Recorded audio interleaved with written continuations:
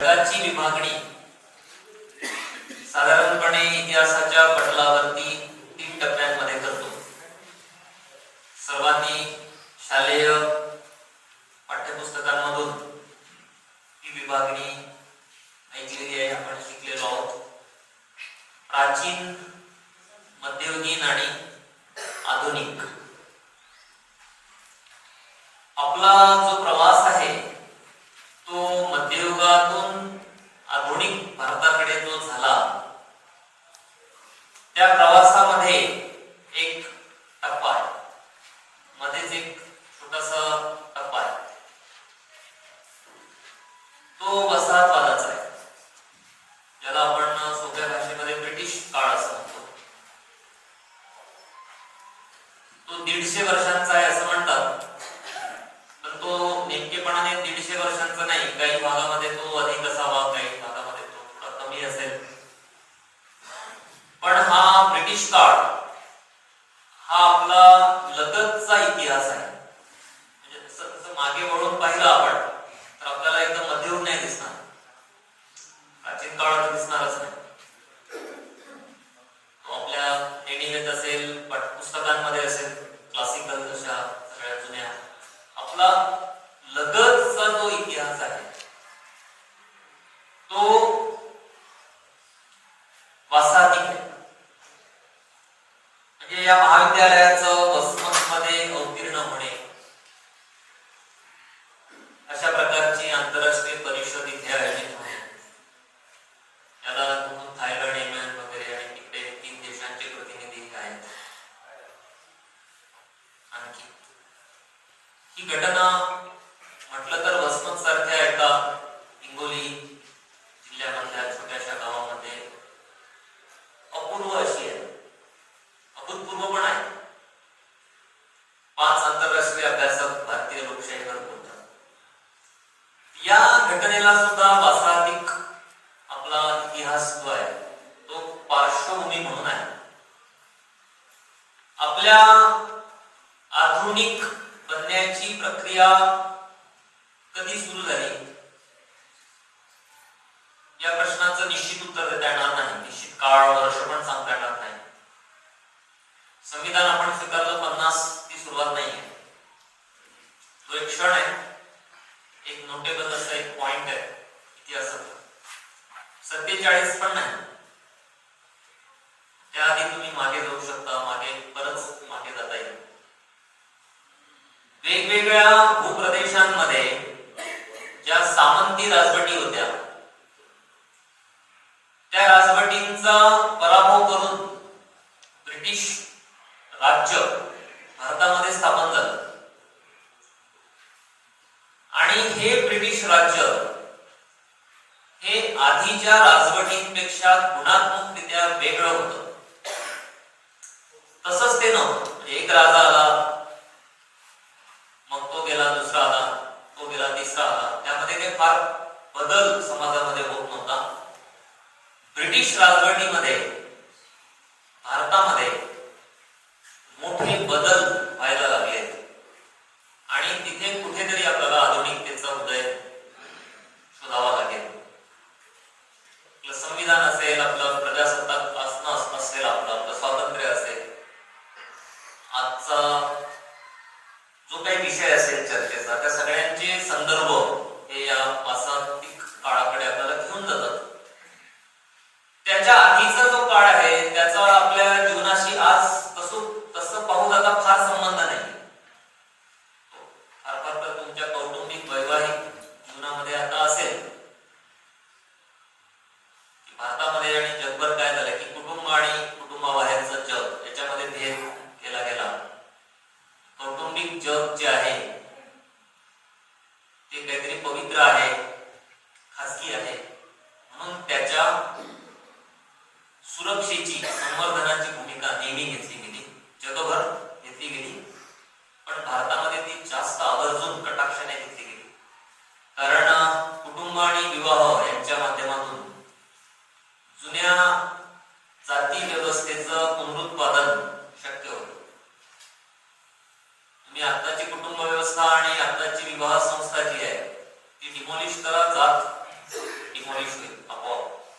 आणि जात जर डिमॉलिश व्हायची नसेल तर दोन संस्थांना प्रोटेक्शन द्यावं लागतं. ते सगळे लोक देतात, धावून येतात. जातीच्या संघटना येतात, धर्माच्या सरकार सुद्धा धावून येतात. तर कास्ट मॅरेजेसला विरोध करणारी बिलं काही राज्यांमध्ये प्रस्तावित आहेत. स्टेट पण धावून येतं भारतामध्ये ते कुटुंब आणि विवाहाचं संवर्धन करण्यासाठी. त्यातून पितृसत्तेचं संवर्धन होतं, जातीचं संवर्धन होतं.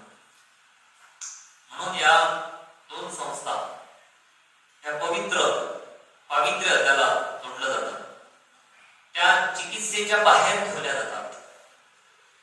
काही अंशी कायद्याच्या कक्षेबाहेर सुद्धा ठेवल्या जातात की नाही, हा आमचा अंतर्गत बाब आहे, कुटुंबाचा मुद्दा आहे, मी त्यात हस्तक्षेप करू नका.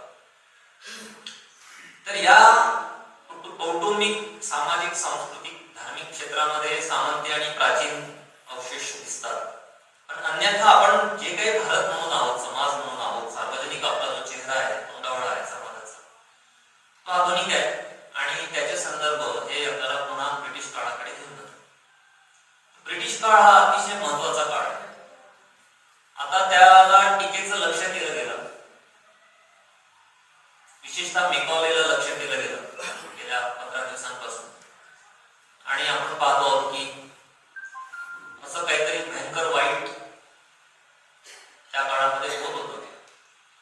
आणि ते जणू काही आपण घालवलं, नष्ट केलं. आणि आता आपण काहीतरी नव देशी, आपलं राष्ट्रीय असं तयार करत आहोत, अशी एक धारणा भारतामध्ये निर्माण केली गेली. 47 पासून, 50 पासून, मग 52 ला निवडणूक झाल्या तेव्हापासून ते आता 25 सतत आपला हा प्रयत्न आहे.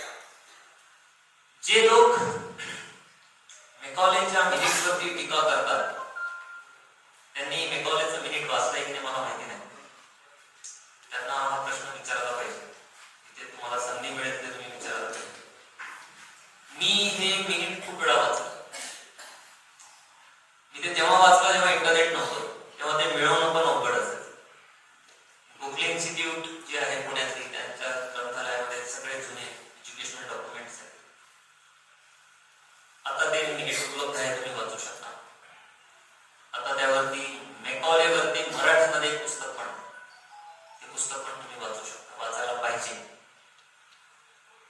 मेकॉलेचं जे मिनिट आहे त्या मिनिटमुळे घडलं असं की इंग्रजी शिक्षणाला ब्रिटिश सरकारचं पाठबळ मिळालं. 1835 त्याआधी पाठबळ नव्हतं असं नाही. भारतामध्ये इंग्रजी शिक्षणाला सुरुवात झाली 18व्या शतकाच्या सुरू, पेशवाईच्या पाडाव होण्यापूर्वी. आश्चर्याची बाब अशी आहे की पेशवाईचा पाडाव करणारा जो ब्रिटिश अधिकारी होता, माउंट स्टुअर्ट एल्फिन्स्टन, त्याला मराठी येत नव्हती. आणि दुसऱ्या बाजीरावाला इंग्रजी येत नव्हती. आणि पुण्यातल्या ब्राह्मणांना इंग्रजी येत नव्हती. 1805, 6, 7, 8, 10, 15 ते 18 पर्यंतचा काळ. तो 16 ते 18 वर्ष पुण्यामध्ये खडकी हा जो भाग आहे तिथे या दुसऱ्या बाजीरावाच्या राजवटीचा शेवट होण्याची वाट बघत होता एल्फिन्स्टन. तो जेव्हा दुसऱ्या बाजीरावाला पहिल्यांदा भेटला शनिवार वाड्यामध्ये, तेव्हा त्याच्या डायरीमध्ये त्याने नोंदवून ठेवलेलं आहे त्या दुसऱ्या बाजीरावाच्या त्या जे काही राजवाडा जो काही आहे शनिवार वाडा, त्याच्या आतमधल्या दालनाचं वर्णन. आणि तो दुसऱ्या बाजीरावासोबत मराठीत बोलायला लागला. तेव्हा त्याला खूप शॉक बसला. या बाजीराव एवढा मोठा उंच ब्रिटिश अधिकारी एल्फिन्स्टन हा माझ्याशी मराठीत कसा बोलतो? आणि त्याला इंग्रजी येत नव्हतं, पुण्यातल्या कुठल्याही ब्राह्मणाला इंग्रजी येत. खूप महत् प्रयासाने मी कल्पना करू शकता की आपण आता श्रीरंजन ते आहेत त्या थायलंडमध्ये, आपण एकटेच गेलो थायलंडमध्ये 200 वर्षांपूर्वी. थाई भाषा कशी शिकणार? त्यांना मराठी येत नाही, आपल्याला थाई. एल्फिन्स्टन प्रयत्नपूर्वक मराठी शिकला. जे काही आसपासचे लोक असतील ज्यांच्याशी बोलून वगैरे, मग तो मराठी वाचायला पण लागला. तो अस्खलितपणे बाजीरावाशी मराठीत बोलला. तो जेव्हा बाजीरावाशी मराठीत बोलला तेव्हा जो जो संवाद झाला तो उपलब्ध नाही. एल्फिन्स्टनची डायरी अनपब्लिश्ड आहे. इंग्लंडमध्ये त्याच्या SOAS नावाची संस्था आहे, school of oriental and African studies, त्या संस्थेच्या ग्रंथालयामध्ये एल्फिन्स्टनच्या डायरीच्या लेखनाच्या 16 पेट्या आहेत. आपले लोक जात नाही तिथे, बघत नाहीत, वाचत नाहीत, पण त्या 16 पेट्या आहेत तिथे त्यांच्या आर्काइव्हमध्ये. त्याच्यामध्ये या सगळ्या नोंदी दडलेल्या आहेत. एल्फिन्स्टनच्या या मराठीतून बोलण्याला बरेच अर्थ आहेत. एक अर्थ असा आहे की जे ब्रिटिश अधिकारी भारतामध्ये होते ते मेकॉले सारखे नव्हते. उपरेपणा त्यांच्याकडे नव्हता की तो मेकॉले काही काळापुरता आला होता, अवघे काही महिने. तो तिकडे पार्लमेंटचा मेंबर होता, मोठा लेखक होता त्या काळाचा, इंग्लंडचा. तो येऊन त्याने त्याचं मीठ वगैरे घेऊन त्याचं निर्णायक मत, समसमान मतं पडली होती, निर्णायक मत इंग्रजीच्या पारड्यात टाकून तो निघून पण गेला. तसं एल्फिन्स्टनचं नव्हतं. एल्फिन्स्टन हा पुणे आणि मुंबई या 2 शहरांमध्ये तब्बल 36 वर्ष राहिला. तो अविवाहित होता. त्याचं वर्णन जे उपलब्ध आहे प्रत्यक्षदर्शींनी केलेलं लिखित, ते असं आहे की तो जेव्हा त्याच्या तंबूमध्ये बसलेला असेल तेव्हा त्याच्या दोन्ही बाजूंना ग्रंथांची चळत असायची. हे वर्णन आहे 1810, 12, 13, 14 काळाचं. 18ला त्याने शनिवारवाडा ताब्यात घेतला. जिथे दुसरा बाजीराव बसायचा तिथे तो जाऊन बसला आणि तो बसल्यानंतर त्याला काय वाटलं हे पण त्याने त्याच्या मिनिट त्याच्या त्या डायरीमध्ये लिहून ठेवले. दुसरा बाजीरावाची सत्ता संपली. पुण्यामधून 2 प्रतिक्रिया आल्या. पहिली प्रतिक्रिया आली की स्त्रियांनी साखर वाटली. दुसरी प्रतिक्रिया अशी आहे, ती प्रतिक्रिया नव्हती पण नोंद अशी आहे की पुण्यामध्ये कुठेही बंड झाल्याचा उल्लेख नाही. 1818 असं काही घडलं नाही की पेशवे गेले, पेशवाई संपली. म्हणजे पुण्यातले जे ब्राह्मण होते किंवा इतर कोणी सरदार असतील, मराठा सरदार असतील, कोणी आणखी असतील, त्यांनी एल्फिन्स्टनला विरोध केला. ब्रिटिशांच्या विरोधामध्ये काही विद्रोह केला, असं काही घडलं नाही. ज्या दोघा चौघांनी केला त्याला एल्फिन्स्टनने तोफेच्या तोंडी दिलं सर्वांच्या समोर, दहशत निर्माण होण्यासाठी ब्रिटिश सत्तेची. बाकीच्यांनी विरोध केला नाही. पण शनिवारवाड्यामध्ये एक डेलिगेशन पुण्यातल्या ब्राह्मणांचं एल्फिन्स्टनला भेटायला गेलं, याची नोंद आहे. महाराष्ट्राचा पत्ररूप इतिहास नावाचे 2 खंड आहेत. त्याच्यामध्ये 3रं पत्र हे एल्फिन्स्टनला दिलेलं निवेदन आहे या ब्राह्मणांनी पुण्यातल्या. निवेदन असं आहे की आम्ही जरी कोणी एकेकाळी दुसऱ्या बाजीरावाचे पाठीराखे असलो, समर्थक असलो, तरीही आमचा तुम्हाला विरोध नाही. तथापि तुम्ही आमच्या काही मागण्या मान्य कराव्यात. आता सत्ता जी असते, कोणतीही सत्ता, कोणतीही,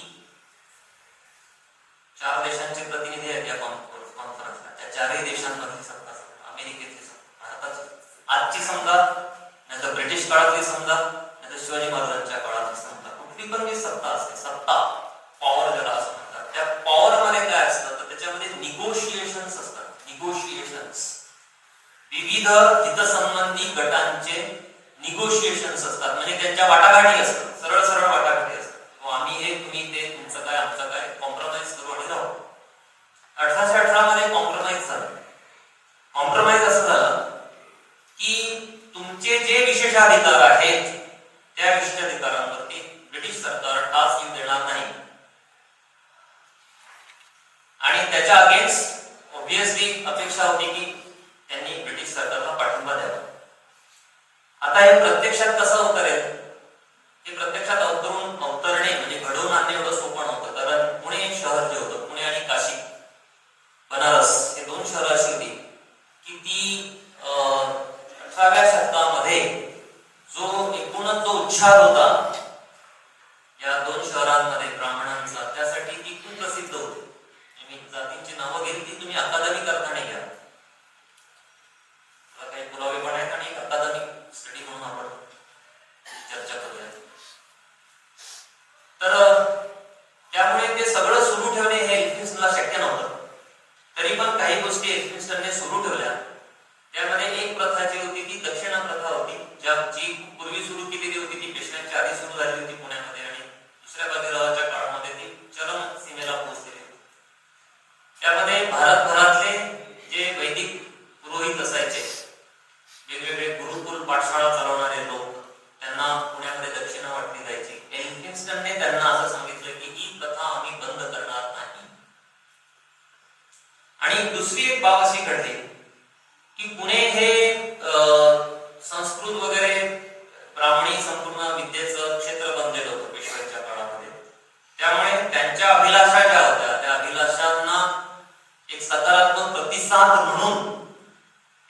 लिव्हिंगस्टनने पुण्यामध्ये 1821 मध्ये संस्कृत पाठशाळेची स्थापना केली. शनिवारवाडा तुम्ही बरेच जणांनी पाहिला असेल बाहेरून तरी, त्याच्या मागे त्याला जोडूनच मागे विश्रामबाग वाडा आहे, त्या विश्रामबाग वाड्यामध्ये संस्कृत पाठशाळेची स्थापना झाली. आता ही स्थापना ही महाराष्ट्रामधली आधुनिक म्हणवली जाणारी ब्रिटिशांनी स्थापन केलेली पहिली महत्वाची शिक्षण संस्था आहे. त्याच पाठोपाठ पुण्यानंतर मुंबईमध्ये एल्फिन्स्टन कॉलेजची स्थापना आहे, विल्सन कॉलेजची स्थापना आहे. त्याच काळात एकाच दशकामध्ये 1820 ते 1830 या 10 वर्षांमध्ये या दोन शहरांमध्ये 3-4 संस्था स्थापन झाल्या. ब्रिटिशांनी पुरता जम पण बसवलेला नाही, पण आधुनिक म्हणवल्या जाणाऱ्या या शिक्षण संस्थांची स्थापना होती. आता संस्कृत पाठशाळा जी आहे ती तशी आधुनिक नव्हती, तशी ती पारंपरिक होती, पण ती ब्रिटिशांनी स्थापन केल्यामुळे आपण असं म्हणू शकतो की तिला काही आधुनिक असं एक परिमाण होतं, कारण पगार जे होते ते ब्रिटिश सरकार करीत असे. मग हळूहळू या संस्कृत पाठशाळेमध्ये शूद्रांना प्रवेश मिळाला लागला. ते वर्ष 1852, 51 आणि 52च्या मध्ये. पण त्या शाळेमध्ये कोणी शूद्र शिकल्याचा उल्लेख नाही, म्हणजे 50-100 वर्ष. पण ब्रिटिशांनी शूद्रांच्या शिक्षणाच्या बाजूने कौल टाकला ते घडायला 30 वर्ष लागले. स्थापन 21 ते 51 या 30 वर्षांमध्ये ही सगळी घटना घडली. एवढा सगळा बदल पुण्यामध्ये झाला. दुसरी एक घटना अशी घडली की पुण्यामध्ये इंग्रजी शिक्षणाची सोय नव्हती. फर्ग्युसन कॉलेजची स्थापना व्हायची होती आणि हे जे संस्कृत पाठशाळा आहे या संस्कृत पाठशाळेचं एका मोठ्या चांगल्या नामांकित डेक्कन कॉलेजमध्ये रूपांतर व्हायचं. संस्कृत शिकून काय करणार आपण, किती काळ संस्कृत शिकणार, ही एक अस्वस्थता पुण्यामध्ये होती, बंगालमध्ये होती आणि सर्वत्र होती. ही अस्वस्थता शूद्रांमध्ये नव्हती, स्त्रियांमध्ये पण नव्हती. स्त्रियांना काही संस्कृत शिकण्याचं काही कारण नव्हतं 19व्या शतकात. पंडित धर्माबाई शिकल्या तर त्यांच्यावर बॉयकॉट पुण्यामध्ये 18व्या शतकात 19व्या शतकाच्या शेवटी आला. खूप उशिरा पण ती सगळी कटऑफ होती की स्त्रियांनी संस्कृत शिकू नये. ते पंडित धर्माबाईंच्या चरित्रामध्ये तुम्ही वाचू शकता. स्त्रियांचा मुद्दा नव्हता, मुद्दा होता शूद्रांच्या संस्कृत शिकण्याचा. तो औपचारिक अर्थाने ब्रिटिशांनी शूद्रांच्या बाजूने कौल टाकून सोडवला. संस्कृत शिकू शकतात का शूद्र, तर ब्रिटिश म्हणाले शिकू शकतात, पण शिकणार होतं का कोणी, तर शिकणार कोणी नव्हतं. पण हायपोथेटिकल आन्सर त्यांनी दिलं की शिकू शकतात का, तर ते शिकू शकतात. आणि नंतर आणखी एक घटना पुण्यामध्ये घडली. ही घटना अशी आहे की काही ब्राह्मणांना इंग्रजी शिकायचं होतं. आता पुण्यामध्ये इंग्रजी शिकण्याची सोय नाही, मग काय करायचं, तर त्यांना त्या या संस्कृत पाठशाळेचे जे प्राचार्य होते मेजर कॅन्डी, त्यांना निवेदन द्यायचं होतं. आता आपण लोक निवेदन देतो, प्राचार्यांना देतात, कलेक्टरला निवेदन दिलं जातं, निवेदन दिले जातात. असं काही होत नाही की आता निवेदन द्यायला निघाले मामा सरांना कोणी आणि मध्ये त्यांचा हल्ला झाला, असं शक्यतो होणार नाही. होऊ शकतं पण होणार नाही. आता एवढ्यात तरी मग मध्ये होणार नाही, एवढे लोकशाहीवादी देश लोक आहेत. पण तेव्हा तसं नव्हतं. तेव्हा ते लोक जेव्हा निवेदन घेऊन कॅन्डी साहेबांकडे जायचे होते तेव्हा त्यांना असं वाटलं की आपल्यावरती हल्ला होऊ शकतो, कारण पुण्यातल्या इतरांना चाहूल लागली होती की अशा प्रकारचं निवेदन हे कॅन्डी साहेबांना दिलं जाणार आहे. आणि मग त्यांनी ज्योतिराव फुल्यांकडे ते गेले आणि त्यांनी फुल्यांना विनंती केली की तुम्ही आम्हाला प्रोटेक्शन द्या, आम्हाला निवेदन द्यायचं आहे, तुम्ही आम्हाला संरक्षण द्या. तर तिथपर्यंत आम्ही पोहोचलो तर पाहिजे. 3-4 पेठा क्रॉस करून मग त्या विश्रामबाग वाड्यात त्यांना जायचं होतं. तर भवाडकर नावाचे त्या काळचे जे सुधारक होते त्यांच्या चरित्रामध्ये त्यांनी हा वृत्तांत लिहून ठेवला की ज्योतिराव फुल्यांनी त्यांना सुरक्षा दिल्यामुळे ते कॅन्डी साहेबांना ते निवेदन देऊ शकले. आता हे निवेदन प्राप्त झाल्यानंतर संस्कृत पाठशाळेमध्ये इंग्रजी वर्ग सुरू झाले.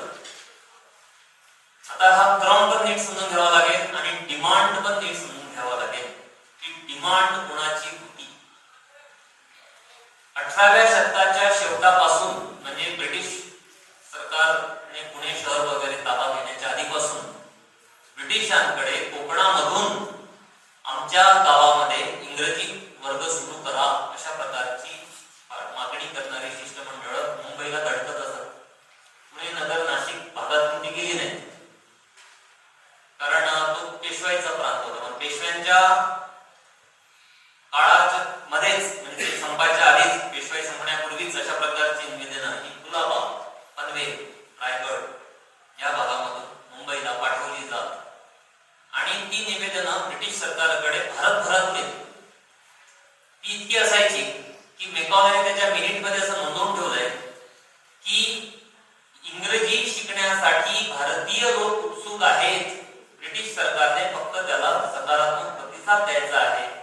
तथापि अरेबिक आणि संस्कृत शिकण्यासाठी मात्र ब्रिटिशांना शिष्यवृत्ती द्यावी लागते. हे वाक्य आहे मेकॉलेच्या मिनिट मधलं. 1835 ची स्थिती होती की ह्या ज्या भाषा, आता संस्कृत एक क्लासिकल लँग्वेज आहे, आता पाली पण एक क्लासिकल लँग्वेज, मराठीला पण तो दर्जा मिळाला, पण ह्या भाषा शिकण्यासाठी मात्र ब्रिटिशांना कुठल्या ना कुठल्या प्रकारची फेलोशिप, स्कॉलरशिप ही तेव्हा द्यावी लागत होती.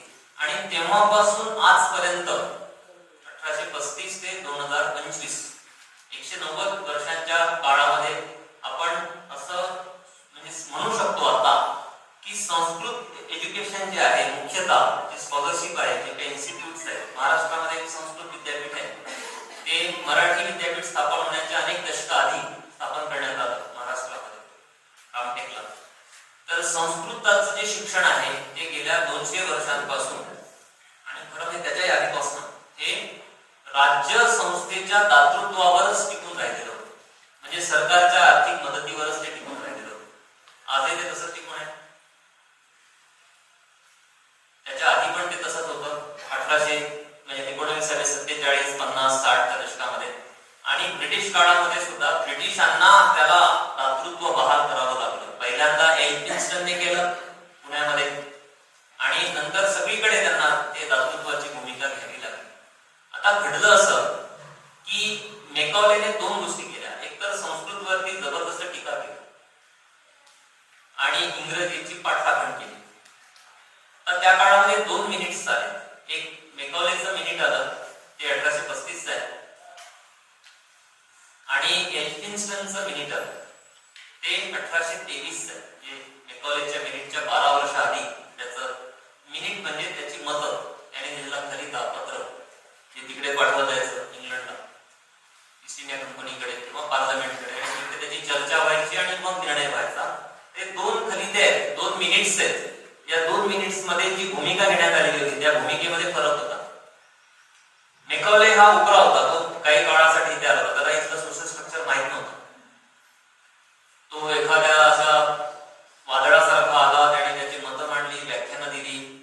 तो त्या पार्लमेंटरी कमिटीचा मेंबर होता, तेव्हा त्याने मतदान केलं. ते एकच मत इंग्रजीच्या बाजूने निर्णायक ठरलं आणि मग इंग्रजीची प्रस्थापना झाली. म्हणून तो चर्चेत राहिला मेकॉले. पण एल्फिन्स्टन हा जो अधिकारी होता तो इथे खूप रुटेड होता. तो 36 वर्ष भारतामध्ये होता. तो जाताना पण त्याचा पाय निघत नव्हता.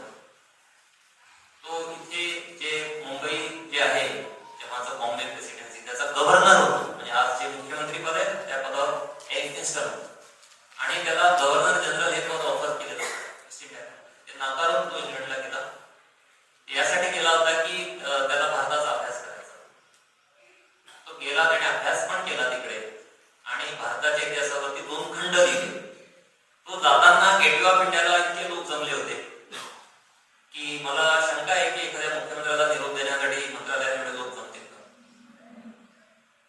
तर ते इतके लोक जमले. मग आता काय करायचं, तर त्याच्या स्मरणार्थ त्यांनी एक फंड गोळा केला. त्यातनं एल्फिन्स्टन कॉलेज उभं राहिलं. तुम्ही मुंबईला कधी गेला कोर्टला तर मुंबई विद्यापीठाच्या शेजारी एक बिल्डिंग सोडून दुसरी तिसरी बिल्डिंग ही एल्फिन्स्टन कॉलेजची बिल्डिंग आहे. ते तुम्ही बघा, ते संस्कृत पाठशाळेच्या स्थापनेनंतरचं कॉलेज आहे. तर हा जो सगळा काळ आहे हा निगोशिएशनचा काळ आहे. निगोशिएशन्स, समाधान गट हा सांस्कृतिकदृष्ट्या, आर्थिकदृष्ट्या, राजकीय दृष्ट्या प्रभावी होतो आणि त्याचा प्रभाव तो कसा दाखवतो यावरून त्याची निगोशिएशन म्हणजे वाटाघाटी करण्याची त्याची पातळी म्हणा किंवा त्याची क्षमता वच ठरते आणि त्यानुसार सत्तेमध्ये त्यांना वाटा हा दिला घेतला जातो. भारताच्या शिक्षणामध्ये नेमकं हे घडत होतं ब्रिटिश काळामध्ये की कोण समुदाय किती मोकल आहेत, किती मोठ्याने ते आवाज देतात, किती संघटितपणे सत्तेसोबत वाटाघाटी करतात यावरती सगळ्या शिक्षणाची रचना ही आकाराला येत होती. ब्रिटिशांचे सर्वोच्च हितसंबंध हे इंग्रजी भाषा रुजविण्यामध्ये होते. संस्कृत भाषेला गुंतरण्यामध्ये त्यांचे काही हितसंबंध नव्हते, पण ती इथल्या पंडितांची भाषा असल्यामुळे, इथल्या स्कॉलरशिपची भाषा असल्यामुळे संस्कृतला त्यांनी एक प्रकारचं पाठिंबा, सकारात्मक एक प्रतिसाद दिलेला आहे. हे राज्यकर्ते लोक सांगणार नाहीत किंवा हे आता जे इंग्रजीला विरोध करतायत ते सांगणार नाहीत, पण संस्कृत भाषेला मोठ्या प्रमाणावरती पाठबळ ब्रिटिशांनी दिलं. वेगवेगळ्या ठिकाणी संस्कृत पाठशाळा ह्या सुरू करण्यात आल्या, वेगवेगळ्या फेलोशिप्स बहाल करण्यात आल्या आणि संस्कृत भाषेची एकूण विद्वत्ता जी आहे तिच्या पाठिंब्याची भूमिका ही ईस्ट इंडिया कंपनी सदोदित घेतली. म्हणजे अगदी लॉर्ड बेटिंग जो आहे पहिला जो गव्हर्नर जनरल आहे त्याने सुद्धा बनारसला पहिल्यांदा संस्कृतची कॉलेजची स्थापना केली. ही पेशवाई संपण्याच्या 50 वर्षाआधी स्थापन झालेलं कॉलेज. त्याच्यामधूनच पुढे पुढे पुढे पुढे विकास आपण पाहतो की नंतर पुन्हा नव्या रूपामध्ये बनारस हिंदू विश्वविद्यालय वगैरे आलं. त्याचे बॅकग्राऊंड आहे ते ब्रिटिशांनी पहिल्यांदा या बनारसमध्ये दिलेला प्रतिसाद होता. बनारस आणि त्या प्रदेशामधल्या ब्राह्मणांना इकडे संस्कृत कॉलेजची स्थापना झाली. कोलकात्यामध्ये मदरशाची स्थापना झाली, परंतु मुस्लिमांकडून ब्रिटिशांनी तो प्रदेश घेतलेला होता आणि पुण्यामध्ये संस्कृत पाठशाळेची स्थापना झाली. हळूहळू क्रमाक्रमाने ह्या ब्रिटिशांनी इथल्या अभिजनांना गुंजारण्यासाठी स्थापन केलेल्या धार्मिक म्हणवल्या जाणाऱ्या या संस्थांचा विस्तार हा वेगवेगळ्या पद्धतीने झाला. त्यांचं रूप देखील बदललं आणि आपण पाहतो की 18व्या शतकाचा शेवट, 19व्या शतक, संपूर्ण 19व्या शतक जे आहे, 19व्या शतक जे आहे ते या वाटाघाटींमधून वेगवेगळ्या शिक्षण संस्थांच्या निर्मितीचं शतक आहे. जे समुदाय हे संघटितपणे ब्रिटिशांना अप्रोच झाले, म्हणजे त्यांना भेटले, त्यांना अधिकाऱ्यांना जाऊन सांगितलं त्यांनी आणि मागितलं काही, त्यांना शिक्षण संस्था ह्या सुरू करण्यासाठी ब्रिटिशांनी मुभा दिली. आता हे धोरण इंग्लंडमधल्या धोरणापेक्षा वेगळं होतं. इंग्लंडमध्ये जे धोरण होतं ते सरकारने स्वतः पुढाकार घेऊन शिक्षणाचा विस्तार करण्याची भूमिका घेतली.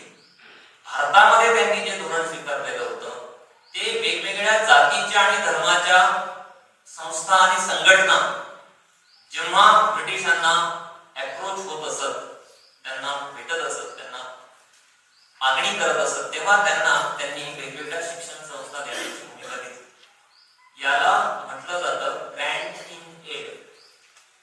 ग्रँट इन एड त्या तत्वावरती बहिर्जी स्मारक महाविद्यालय उभं आहे. म्हणजे बघा आपला ब्रिटिशांशी संबंध कसा असतो.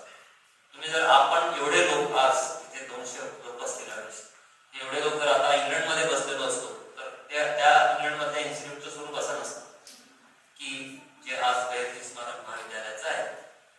ह्या महाविद्यालयाचं जे स्वरूप आहे किंवा कोणत्याही तुम्ही कोणतं महाविद्यालय घ्या, यशवंत महाविद्यालय घ्या, पीपल्स घ्या, शिवाजी घ्या, DSM घ्या, शिवाजी आदर्श महाविद्यालय, कोणते पण कुठलं पण महाविद्यालय तुम्ही निवडा, त्याचं जे रूप आहे ते रूप एका धोरणावरती आधारलेलं आहे, ज्या धोरणाला म्हटलं जातं ग्रँट इन एड पॉलिसी. त्याला आपण म्हणतो अनुदान. अनुदान आता कोणता शब्द आहे प्रिय शब्द, म्हणजे सर्वांना माहित असेल, बिना अनुदान माहिती. तर त्याचा पण संबंध अनुदानाकडनं तुम्ही पुन्हा कुठे जाल, ब्रिटिश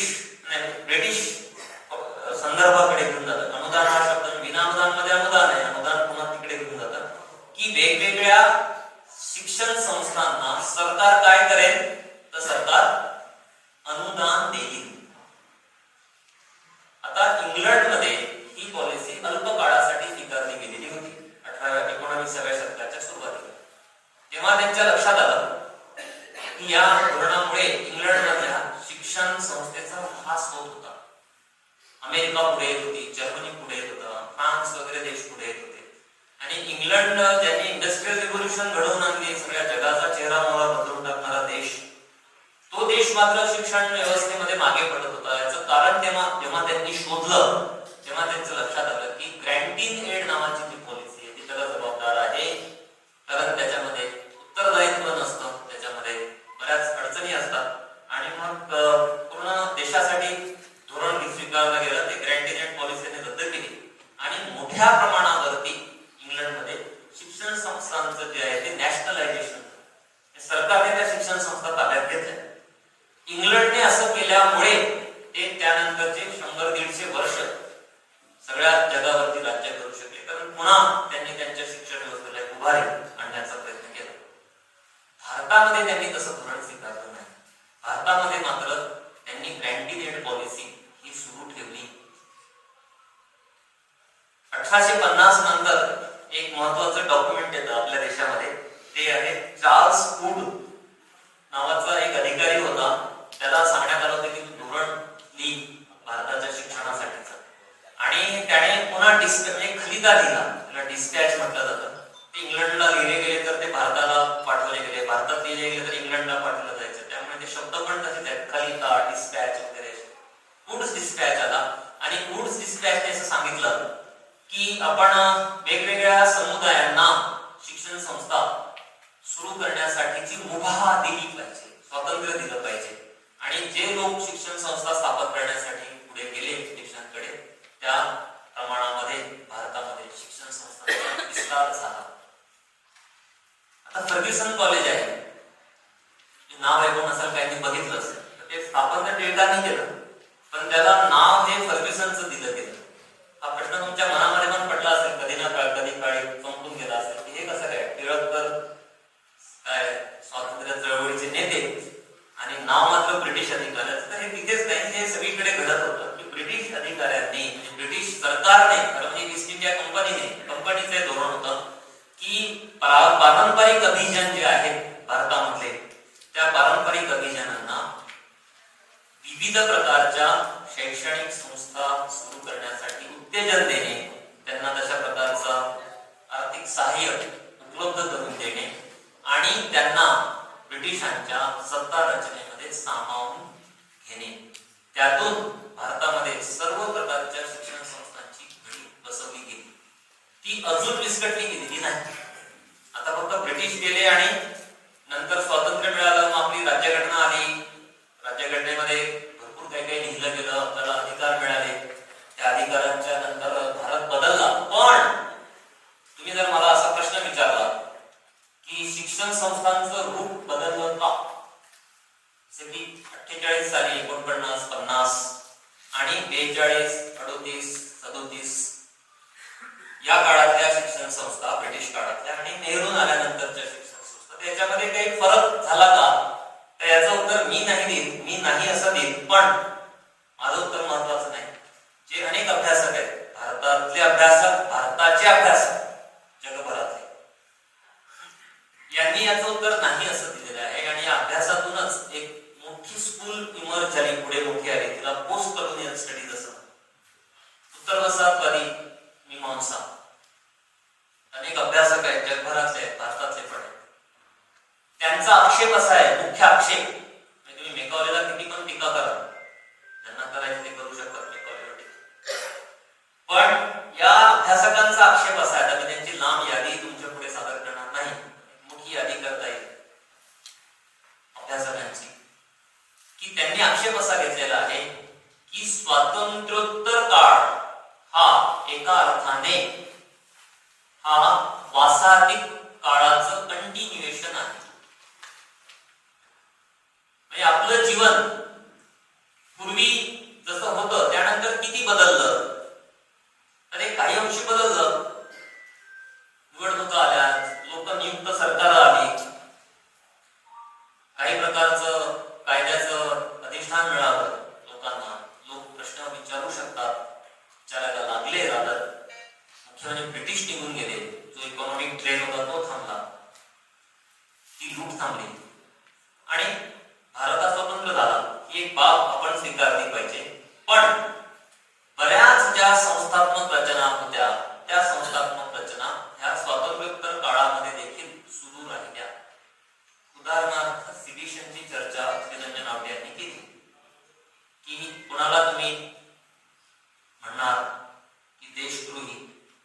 देशद्रोह ही संकल्पना ही पुन्हा तुम्हाला आपल्याला ब्रिटिश काळाकडे घेऊन जाते की त्या काळामध्ये ती कल्पना मांडली गेली, आपण ती स्वीकारली. श्रीधन्य नावटे 4 वेळा UAPA विषयी बोलत होते. असा कायदा ज्या कायद्याअंतर्गत कुणालाही अटक करता येते आणि ती नॉन व्हेलेबल असते, पोलिसांवर काही बंधन नाही आहे की त्यांनी किती दिवसांमध्ये चार्जशीट दाखल करावी आणि दर 6 महिन्यांनी किती काळ त्या अटकेला एक्सटेन्शन मिळत राहावं, याला काही अंत नाही. याच्यावरती इनकास्टिनेशन नावाचं एक मोठं पुस्तक प्रसिद्ध झालं आणि अनंत तेलतुंबडे 30 महिने तुरुंगात होते. ते आता बाहेर आले काही महिन्यांपूर्वी. त्यांनी ते तुरुंगात जाण्यापूर्वी त्यांचे 23 पुस्तक होते आणि तुरुंगातून आल्यानंतर त्यांनी मागच्या 13 महिन्यांमध्ये 5 पुस्तके प्रसिद्ध केली. त्यात त्यांची आत्मकथा पण आहे, the cell and the soul नावाची. 30 पुस्तकं आहेत त्यांची. ते जेलमध्ये ते 30 महिने UAPA. हा कायदा काय तुम्ही नंतर थोडंसं त्याचं बघा, वाचू शकता. त्याचं विकिपीडिया नोट पण आहे UAPA. सिडिशन हे ब्रिटिश काळात आपण पुढे कंटिन्यू केलेलं आहे. संविधानाचा अंमल किती आहे आणि ब्रिटिश काळाचा अंमल आपल्यावरती किती आहे हे आपण तपासू शकतो. दुसरी एक बाब अशी आहे की उच्च शिक्षण केंद्रीय शिक्षण धोरण हे ब्रिटिशांचं धोरण होतं.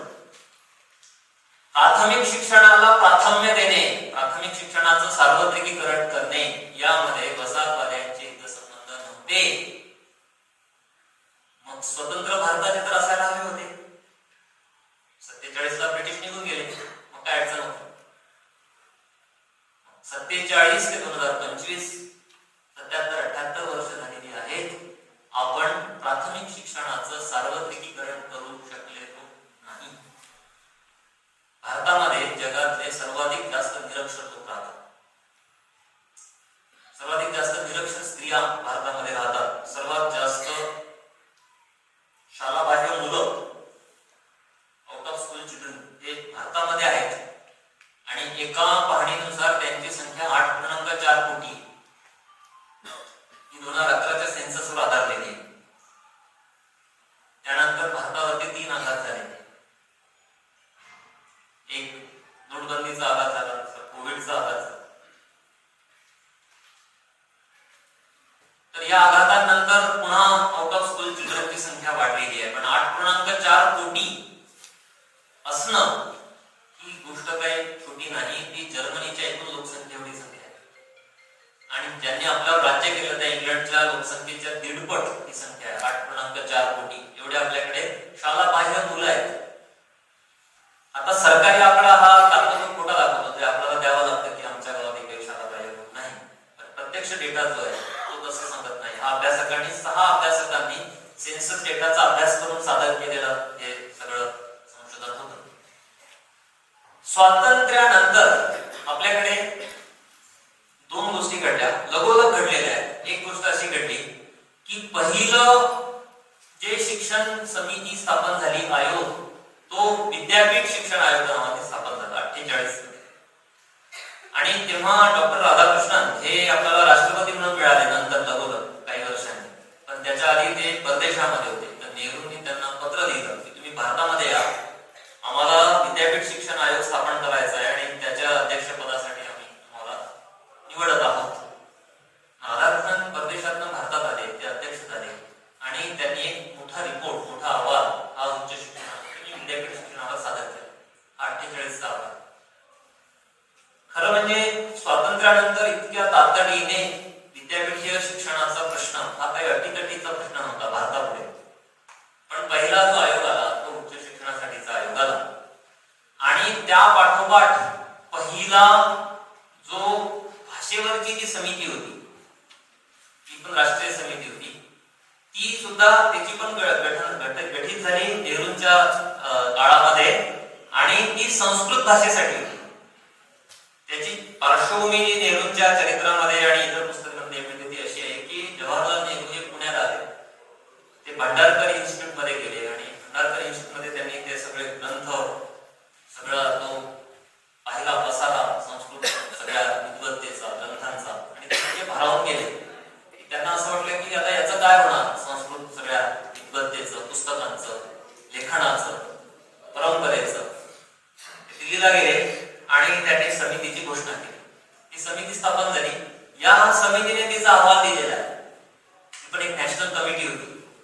आणि या अहवालाच्या काही शिफारसी होत्या. त्या शिफारसींची अंमलबजावणी करण्यात आली नाही असं नाही, करण्यात आली. एक तर संस्कृत भाषा ही एक महत्वाची भाषा बनली, तिला संविधानिक पाठबळ मिळालं. जी की 1% पण लोक बोलत नाही भारतामध्ये. ते त्या समितीचा परिणाम होता. दुसरं असं झालं की संस्कृत विद्यापीठांची स्थापना करण्याची शिफारस या समितीने केली. त्यानुसार ठिकठिकाणी संस्कृत विद्यापीठ आली. मराठी विद्यापीठासाठी झगडा करावा लागला. संस्कृत विद्यापीठ आपसूक मिळाली, महाराष्ट्राला आपसूक मिळालं. तुम्ही कधी मागणी केली वसमतमधून डेलिगेशन, कधी तुमच्या आजी आजोबांना विचारलं, आई वडिलांना कधी आपण मागणी केली की आम्हाला संस्कृत विद्यापीठ? पुण्याच्या अभिजातांनी तरी केली का? नाही केली, याचं मी सांगेल थोडं वेळ. आणि तिसरी एक गोष्ट झाली की आकाशवाणी आणि पाठ्यपुस्तकं आणि शाळांमधून संस्कृत आहे. पूर्वी नव्हती. आपण ब्रिटिशांच्या पण एक पाऊल पुढे गेलो आणखी कर्मठ त्याच्या निकषावर, की शाळांमध्ये संस्कृत ऑप्शनल विषय आला. आपण सगळ्यांनी आकाशवाणीवरती संस्कृत बातम्या ऐकलेल्या असतात लहानपणी. ते त्या आयोगात, त्या समितीच्या शिफारसीनुसार ते आकाशवाणी सगळं केंद्र सरकारच्या ताब्यात आहे. तिकडनं त्यांनी बातम्या 5 मिनिटं हे संस्कृत बातम्या देण्यासाठी केला. संस्कृत कोणाला कळते? तुम्हाला तर कोणाला कळत असेल ते मला वाटत नाही. कोणी असतं तर सॅल्यूट, पण कोणी नाहीये. संस्कृत भाषा ही कोणाला कळत नव्हती. मला वाटतं की संस्कृत बातम्या लागल्या तर तेव्हा लोक रेडिओ बंद करून टाकले. पुढचं पण लॉस होत असेल आकाशवाणीचा, पुढचं काय ऐकायचं असेल तर. पण ते संस्कृत भाषेत पण रेडिओवरून काय ऐकत होते? आता इथे प्रश्न तयार होतो की का, वाय? याची अनेक उत्तर देता येतील, अनेक. मी असं उत्तर देईन की याला वर्णाहंकार म्हणतात. हा अहंकार आहे की ही आमची जी काही संस्कृती आहे ती तुम्ही स्वीकारली पाहिजे, किंवा तुम्ही तिची नोंद घ्या. मी केव्हा नोंद घेणार? खेड्यापाड्यातले आम जनता, बहुजन समाज पसरलेला एवढा मोठा भारत विखुरलेला, तो कुठं नोंद घेणार होता संस्कृत भाषेची? त्याला कुठं संस्कृतची काय कर्तव्य? मग रेडिओवरनं तुम्ही ऐका, पाठ्यपुस्तकामधनं तुम्ही वाचा. विद्यापीठांची स्थापना झाली. विशेषतः 3 लँग्वेज फॉर्म्युला स्वीकारलेला असताना संस्कृत ही शाळांमधनं 4थी भाषा म्हणून महाराष्ट्रामध्ये शिकवली जात होती, ऑप्शनल लँग्वेज म्हणून. ती सक्तीची करता येत नव्हती. 3 लँग्वेज पर्यंत सीमित आहे. कॉन्स्टिट्यूशनने आणि त्याच्या आधी जे होतं सगळं राजकारण, इंडियन नॅशनल काँग्रेस, त्याच्यामध्ये त्यांनी 3 लँग्वेज फॉर्म्युला स्वीकारलेला होता. 3 भाषा सूत्र. त्यामध्ये महाराष्ट्रामध्ये त्या करतात की हिंदी, इंग्रजी आणि मराठी, त्याच्यामध्ये 4थी भाषा आणता येत नाही आणखी संस्कृत. पण ती आधी शाळेमध्ये ते त्या समितीचा एका शिफारशीच्या अंमलबजावणीचा भाग म्हणून आली. ह्या 2 गोष्टी स्वातंत्र्योत्तर काळामध्ये लगोलग घडल्या. घडायला असं हवं होतं की स्वातंत्र्यावेळी आपल्याकडे 15% लोक साक्षर होते, 85% लोक निरक्षर होते. तुम्ही तुमच्या आई वडिलांना किंवा आजी आजोबांना आठवू शकता, जे 47च्या काळामध्ये शाळेच्या वयामध्ये असतील, त्यांची स्थिती काय होती बघू शकता. ते शिकलेले असतील तर 15% टाका, निरक्षर असतील तर 85% टाका.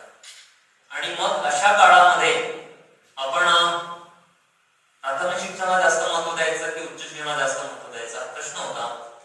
पण घडलं असं भारतामध्ये, ते अपेक्षितच होतं खरं म्हणजे. पण ते आपण असं म्हणू की आज असं म्हणू शकतो की ते अनपेक्षित घडलं असं आता म्हणता येईल आपल्याला, तर आपण त्यांच्याकडनं अपेक्षा करणार असू. तर घडलं असं की मोठ्या प्रमाणावरती उच्च शिक्षणाला महत्व हे दिलं गेलं, आणि ते देताना प्राथमिक शिक्षण आणि माध्यमिक शिक्षणाचा मात्र बळी दिला गेला. हे कधी घडलं? 47, 50, 60, 70, 80, 90 पर्यंत हे घडत होतं. आता घटनेचं काय करायचं? मला हा प्रश्न पडतो की राज्यघटनेचं मूल्यमापन आपण कसं करणार आहोत. मी मागच्या 2 निवडणुकींच्या ड्युटी केल्या, विधानसभा आणि लोकसभा. 2 खेडी होती, दोन्ही पण कंधार तालुक्यातली, नांदेड जिल्ह्यामध्ये. आणि सगळं संपल्यानंतर, वोटिंग सगळं संपल्यानंतर मी ते जे असतात पेपर कुठला असतो त्याच्यावर सही वगैरे करतात ते तपासले. मी लिटरली मोजले स्त्रियांचे नाव आणि काउंट केले. मी कोरा कागद घेऊनच बसलो होतो. मग माझ्या लक्षात आलं की 70% स्त्रियांनी अंगठे लावले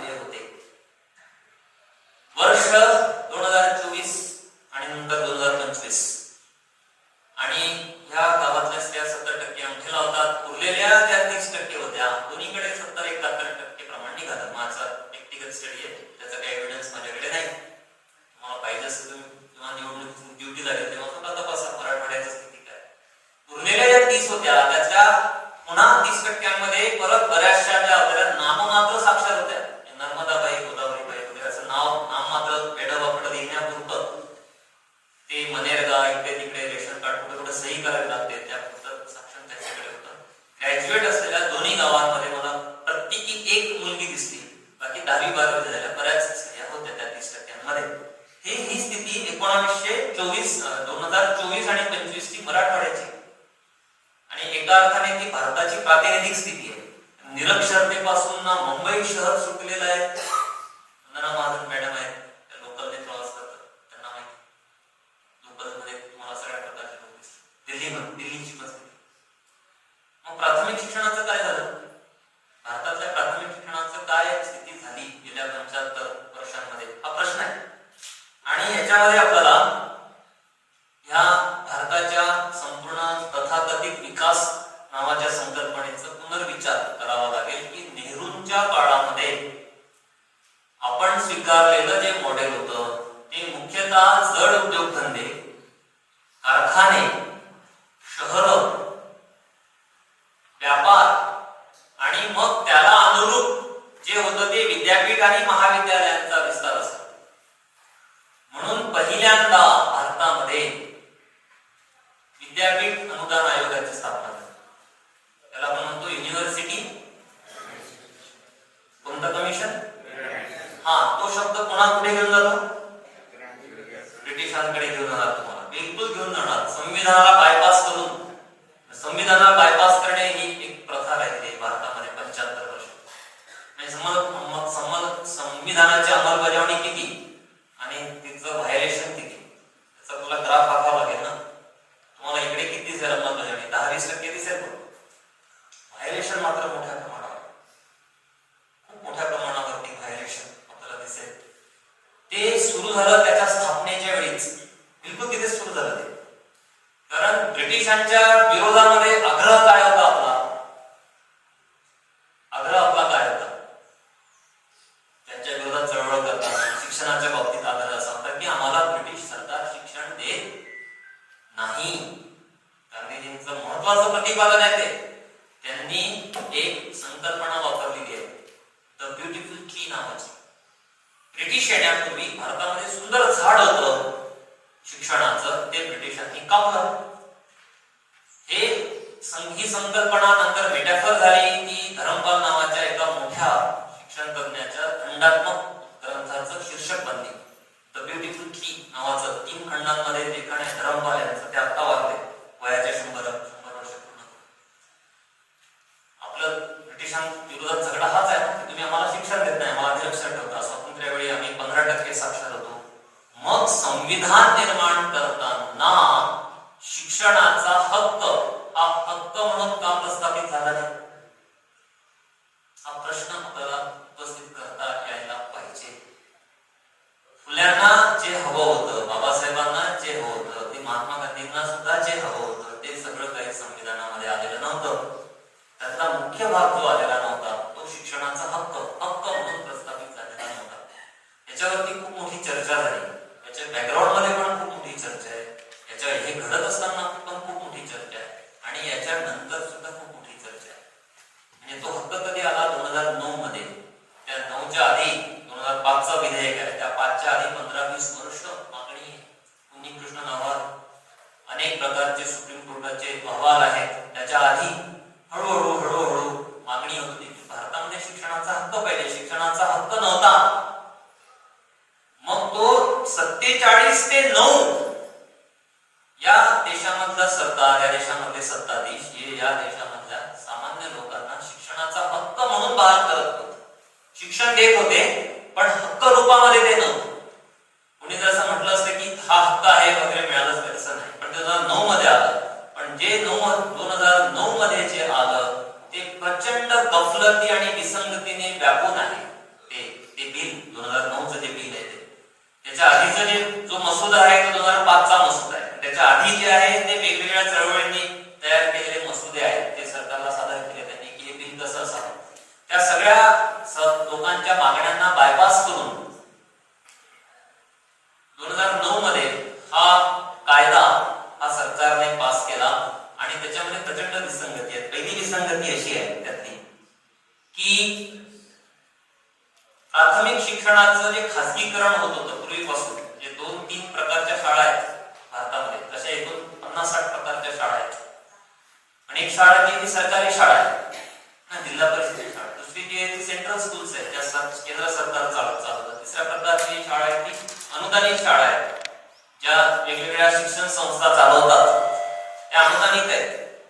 आणि चौथ्या प्रकारची जी शाळा आहे ती विना अनुदानित शाळा आहे, जी सरकार चालवत नाही वगैरे, आणि ती मोस्ट पॉसिबली ती इंग्रजी माध्यमाची असते भारतामध्ये.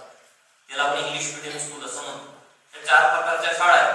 पण अदरवाईज शाळांच्या प्रकार हे भारतामध्ये असंख्य आहेत. कोणी म्हणतं 70 आहे, कोणी म्हणतं जास्त आहे 70 पेक्षा. मध्ये साखर शाळा असते, मध्ये कुठल्या शाळा असतात. एकूण शाळांची संख्या खूप आहे, शाळांच्या प्रकारांची संख्या. तर ह्या विविध अशा पातळ्यांवरती विभागलेली जी शाळा व्यवस्था होती तिला 2009च्या कायद्याने एका अर्थाने अधिमान्यता दिली. आणि आपण पाहतो की 2009 नंतर आता 2025-26 आहे, या मागच्या 14-15 वर्षांमध्ये भारतामध्ये विना अनुदानित शाळांची संख्याही वाढली. तुम्ही मेघवाल्यांना किती दोष द्यायचा, किती टीका करायची टीका करा, पण स्वातंत्र्योत्तर काळामध्ये हिंदी एक भाषा म्हणून त्या भाषेचा उत्तरोत्तर लोप झाला उच्च शिक्षणामधून, आणि मराठी भाषेचा सुद्धा उत्तरोत्तर लोप होत गेला. उत्तरोत्तर तो लोप आहे. तुम्हाला एका विद्यापीठाची थोडीशी कथा सांगतो. हे अर्थातच सावित्रीबाई फुले पुणे विद्यापीठ आहे. या विद्यापीठाची स्थापना ही मराठी विद्यापीठ म्हणून व्हायची होती, आणि यासाठी खूप मोठी चळवळ झाली पुण्यामध्ये. ती किती झाली? 25 वर्ष चळवळ झाली. 25 वर्ष म्हणजे 1948 मध्ये ते विद्यापीठ आलं. पण या समितीची स्थापना, महाराष्ट्र विद्यापीठ समितीची स्थापना ही 1924 साली पुण्यामध्ये ती समिती स्थापन केली. त्याच्यामध्ये 2 कर्मठ पुण्यातल्या विद्वानांनी पुढाकार घेतला. एक जे होते ते इतिहासाचार्य विका राजवाडे होते, ते तुम्हाला नाव माहिती आहे. दुसरे जे होते ते महामहोपाध्याय दत्तो वामन पोतदार होते. हे नंतर या पुणे विद्यापीठाचे कुलगुरू झाले. हे 2 लोक अध्यक्ष आणि सचिव होते, आणि त्यांनी मागणी अशी केली की आम्हाला मराठी भाषेचं विद्यापीठ हवंय. प्रत्यक्षात असं घडलं की 48 मध्ये ते जे विद्यापीठ स्थापन झालं ते काही मराठी भाषेचं विद्यापीठ म्हणून स्थापन झालं नाही. मागणी 25 वर्ष तशी होती, पण प्रत्यक्ष जेव्हा ते विद्यापीठाची स्थापना झाली, ते जेव्हा अवतीर्ण झालं प्रत्यक्षात, तेव्हा ते पुणे विद्यापीठ नावाने अवतीर्ण झालं. आता या पोतदार आणि राजवाडे यांची मागणी अशी होती की त्याला महाराष्ट्र विद्यापीठ म्हणावं, आणि त्याची कार्यकक्षा किती असावी असं त्यांचं म्हणणं होतं. कारण तेव्हा नागपूर विद्यापीठ यायचं होतं, ते तिकडे 25 साली त्या त्याच्या आधी समिती स्थापन झाली. त्यांचं असं मत होतं की मुंबई शहर वगळता उर्वरित सगळा महाराष्ट्र जो आहे, त्या महाराष्ट्रातली सर्व कॉलेजेस ही या विद्यापीठाच्या कक्षेत यावी, आणि या विद्यापीठामधून मराठी भाषेतून उच्च शिक्षण दिलं जावं. आता यातलं खरं काहीच घडलं नाही. एक तर सगळा महाराष्ट्र या विद्यापीठाच्या कार्यकक्षेत आला नाही. दुसरं महत्वाचं असं घडलं की मराठी भाषेमधून उच्च शिक्षण देण्याची भूमिका पुणे विद्यापीठाने स्वीकारली नाही. या राजवाडे आणि पोतदारांची तशी भूमिका होती, पण पुण्यातल्या अभिजनांची तशी भूमिका नव्हती.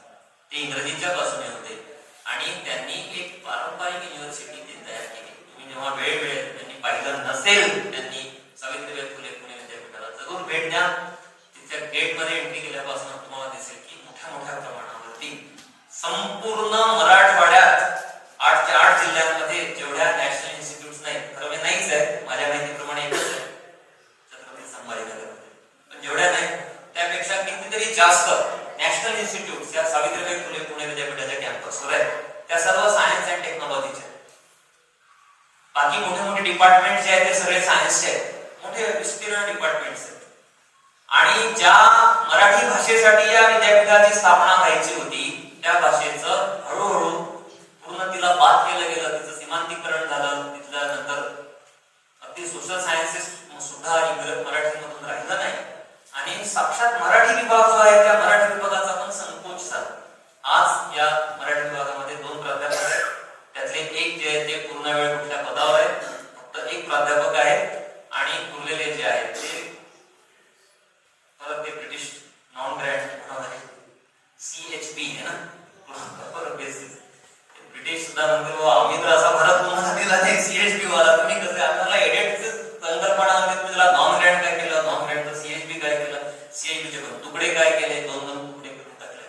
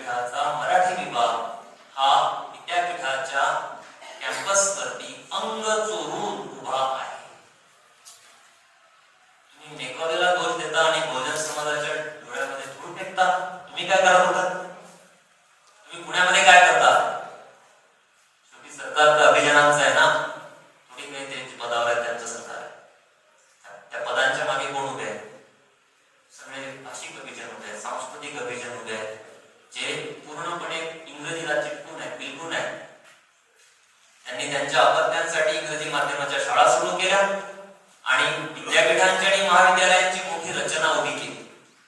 आज पुणे शहरामध्ये 34 खासगी विद्यापीठ आहेत. 34 एडेड युनिव्हर्सिटी असतील, 4, 5, 2, 3 असतील. किती असतील? सावित्रीबाई फुले पुणे विद्यापीठ मला एकच माहिती आहे, दुसरं ते पूर्णतः अनुदानित पण नाही. त्या अनुदानाचा पुन्हा वारंवार उल्लेख होईल. महाराष्ट्र टिळक विद्यापीठाविषयी मी बोलतो. बाकीचे कॉलेजेस आहेत ह्या पलीकडे पुण्यामध्ये 34 आता अलीकडे प्रायव्हेट युनिव्हर्सिटी झाल्या ज्यांचं माध्यम भाषा इंग्रजी आहे, मराठी नाही. तुम्ही सिम्बायसिस युनिव्हर्सिटी मध्ये गेला, तुम्हाला मराठीमधून एमबीए करता येतं का? भारतीय विद्यापीठामध्ये एमबीबीएस ला गेला, मराठीमधून एमबीबीएस करतात. तुम्ही इंग्रजीचा द्वेष करण्याची भूमिका का घेतं हे सरकार? आज जे गेल्या 15 दिवसांपासून जे कॉलेजच्या संदर्भात जे सगळी चर्चा सुरू झाली होती, तिचा आपल्याला नीटपणे त्याच्या मागे दडलेले जे हितसंबंध आहेत अभिजनांचे ते लक्षात घ्यायला पाहिजे. एखाद्या देशाचा प्रमुख व्याख्यान देतो तेव्हा तो स्वतः चुकीनं बोलत असतो. वेगवेगळे अभिजन त्यांच्या दिमतीला आहेत, ते त्यांचं सगळं टेक्स्ट जे आहे ते ड्राफ्ट करत असतात. त्यामुळे बहुजन समाजाला एका बाजूला इंग्रजीपासून लांब ठेवणे आणि मोठ्या एका वर्गाला अभिजनांमधल्या हे इंग्रजी शिक्षण जे आहे, विज्ञान तंत्रज्ञानाचे शिक्षण आहे ते उपलब्ध करून देणे, या द्वैतावरती आपलं जे आहे भाषिक धोरण हे गेल्या 75 वर्षांपासून इंग्रजीची लागवणूक करावी लागली नाही. ना ब्रिटिशांना, ना नेहरूंना, ना नंतरच्या सरकारांना. ती एक भाषा आहे, विज्ञान तंत्रज्ञानाची भाषा आहे, मालकांची भाषा आहे, एकेकाळच्या ब्रिटिशांची भाषा आहे. जगामध्ये तिचा विस्तार होतो आहे. त्यामुळे तिची मागणी ही सर्व वसाहतींमध्ये आहे. भारतात वसाहत आहे, साऊथ आफ्रिका वसाहत आहे. तुम्ही साऊथ आफ्रिकेमध्ये फ्रँचाईजला गेले होते 25 वर्षांपूर्वी, त्यांनी एक लेख लिहिला. त्या लेखामध्ये त्यांनी लिहून ठेवलं की मी बसमध्ये चढलो तर कंडक्टर अस्खलितपणे माझ्याशी इंग्रजी बोलायला लागला. त्यांनी त्याचा संबंध हा भारतातल्या सगळ्या जाती व्यवस्थेशी जोडला आणि त्यांनी म्हटलं की आपल्याकडे मात्र इंग्रजीचं हरण झालं. हरण म्हणजे ते पळून गेली. ब्रिटिश काळामध्ये सुद्धा मोठ्या प्रमाणावर अभिजनांनी इंग्रजीवरती वर्चस्व प्रस्थापित केलं. त्याचा स्टॅटिस्टिकल डेटा आज उपलब्ध आहे. एल्फिन्स्टन कॉलेजमध्ये किती लोक इंग्रजी शिकत होते, डेक्कन कॉलेजमध्ये किती लोक इंग्रजी शिकत होते, फर्ग्युसन कॉलेजमधला कास्ट वाईज डेटा उपलब्ध आहे. तो तुम्ही पाहू शकता, वाचू शकता, त्याची माहिती घेऊ शकता. इंग्रजी हे आधुनिक भारतामध्ये उच्च जातीय अभिजनांच्या सांस्कृतिक वर्चस्वाची भाषा बनली. ती आधी ब्रिटिश काळामध्ये बनली. सुरुवातीला 19व्या शतकाच्या नंतर मुंबई विद्यापीठाची स्थापना झाली. 3 विद्यापीठ आले. ते वुड्सच्या डिस्पॅचचा परिणाम होता आणि 1857च्या बंडखोरीचाही परिणाम होता. दोन्हींचा एकत्रित परिणाम आहे मुंबई विद्यापीठ. त्यानंतर विद्यापीठाचा विस्तार झाला आणि आपण पाहतो की भारतभर एक असा मोठा, ज्याला इंग्रजीमध्ये इंग्लिश एज्युकेटेड एलिट असं म्हटलं जातं, आंग्ल विद्या विभूषित अभिजन असं म्हणता येईल. सोप्या भाषेमध्ये इंग्रजी शिकलेले अभिजन, हा अभिजन भारतभर निर्माण झाला आणि या अभिजनाच्या नेतृत्वाखाली खरं तर भारताची वेगवेगळी जी काही धोरणं आहेत, सगळी धोरणं, तुम्ही कोणतं पण धोरण घ्या, पाणी धोरण घ्या, शिक्षण धोरण घ्या, आणखी कोणतं धोरण असेल, अर्बनायझेशनचं घ्या, जे कोणती धोरणं आखली जातात ते हे एलिट जे असतात ते एलिट आखत असतात आणि त्यांच्या पुढाकारामध्ये धोरणं येतात. आता मराठवाड्यामध्ये एक कृषी विद्यापीठ आहे परभणीला. असे 4 कृषी विद्यापीठ आहेत 4 वेगवेगळ्या प्रदेशांमध्ये. आपल्याला छान वाटतं कृषी विद्यापीठ मराठवाड्याला मिळालं. असं तर ते आपोआप मिळालेलं नाही. मराठवाडा विकास परिषदेच्या संघर्षातून मराठवाडा जे काही मिळालं त्याच्यामध्ये एक आंबेजोगाईला कॉलेज मिळालं, मेडिकल कॉलेज. परभणीला कृषी विद्यापीठ मिळालं. तसं आपोआप मिळालेलं नाही. मराठवाड्याला आपोआप काहीच नाही मिळालं. हे विद्यापीठ तरी आपोआप कुठे मिळालं? नांदेड. तिथे कोणी सांगत नाही, पण ते नामांतराच्या चळवळीचे संस्थात्मक अपत्य स्वामी रामानंद तीर्थ मराठवाडा ते आपोआप मिळाल्याची मागणी बंद. सब सेंटर होतं पण मागणी वगैरे काही ते अचानक मिळावं असं. सकाळी उठावं तुम्ही आणि कोणी तुम्हाला गिफ्ट द्यावे संतापासारखं, त्याच्या ते अचानक मराठवाड्याला एक विद्यापीठ मिळालं म्हणजे एका भागाला तोडून त्याचं नाव दिलं गेलं. ते पण काही नवं विद्यापीठ वगैरे मिळालेलं नाही मराठवाड्यात. ते विद्यापीठ आणि हे परभणीचं विद्यापीठ, तर हे मराठवाड्याला संघर्षातून मिळालेली विद्यापीठ होती. त्यातलं जे परभणीचं जे विद्यापीठ आहे ऍग्रिकल्चरल युनिव्हर्सिटी, हे ऍग्रिकल्चरल युनिव्हर्सिटी जे आहेत भारतामध्ये, ते ऍग्रिकल्चरल युनिव्हर्सिटीज मुख्यतः भारतीय शेती ही कारखान्याशी जोडण्यासाठी स्थापन झालेली विद्यापीठ होती. त्यामुळे शिक्षण धोरण कोण बनवतं, त्याचा आशय काय असतो, हे आपल्याला नीटपणे समजून घ्यावं लागेल. एवढी मोठी ऍग्रिकल्चरल युनिव्हर्सिटीज असून सुद्धा आपण आपल्या भुकेचा प्रश्न सोडवू शकलेलो नाही, आपल्या इरिगेशनचा प्रश्न सोडवू शकलेलो नाही. उलट ह्या ऍग्रिकल्चरल युनिव्हर्सिटीज मधून 3 समस्या आपल्या शेतीच्या तयार झाल्या. एक असं झालं की आपल्याकडे हायब्रिड नावाचं बियाणं आलं. दुसरं समस्या अशी झाली की त्याच्यासोबत आपल्याला कीटकनाशक, त्याच्यावरती फवारावी लागत आहेत. आणि तिसरी समस्या अशी झाली की ज्यांना आपल्याला रासायनिक खतं द्यावी लागत आहेत, त्याशिवाय ते बियाणं रुजू शकत नाही किंवा तुम्हाला अपेक्षित जे यील्ड आहे, जे उत्पादन आहे, ते उत्पादन तुम्ही घेऊ शकत नाही. त्यामुळे फुल्यांचा जो ध्येयवाद होता, तुम्ही हंटर आयोगाला दिलेलं जर निवेदन वाचलं तर त्याच्यामध्ये ते आहे की शेतकऱ्यांना, सामान्य लोकांना शेतीचं शिक्षण द्या, हा शिक्षणाचा एकच देशी कार्यक्रम होता. वसाहतवाद्यांना तो मान्य नव्हता. वसाहतवाद्यांनी काय केलं तर ते क्लासरूम सेंट्रिक स्कूल सिस्टम आणली त्यांनी, की शाळेची वर्गखोली असेल, वर्गखोलीमध्ये प्लॅटफॉर्म असेल, प्लॅटफॉर्मवरती शिक्षक उभा राहील आणि तो लेक्चर देईल. त्याला लेक्चर मेथड असं म्हणतात.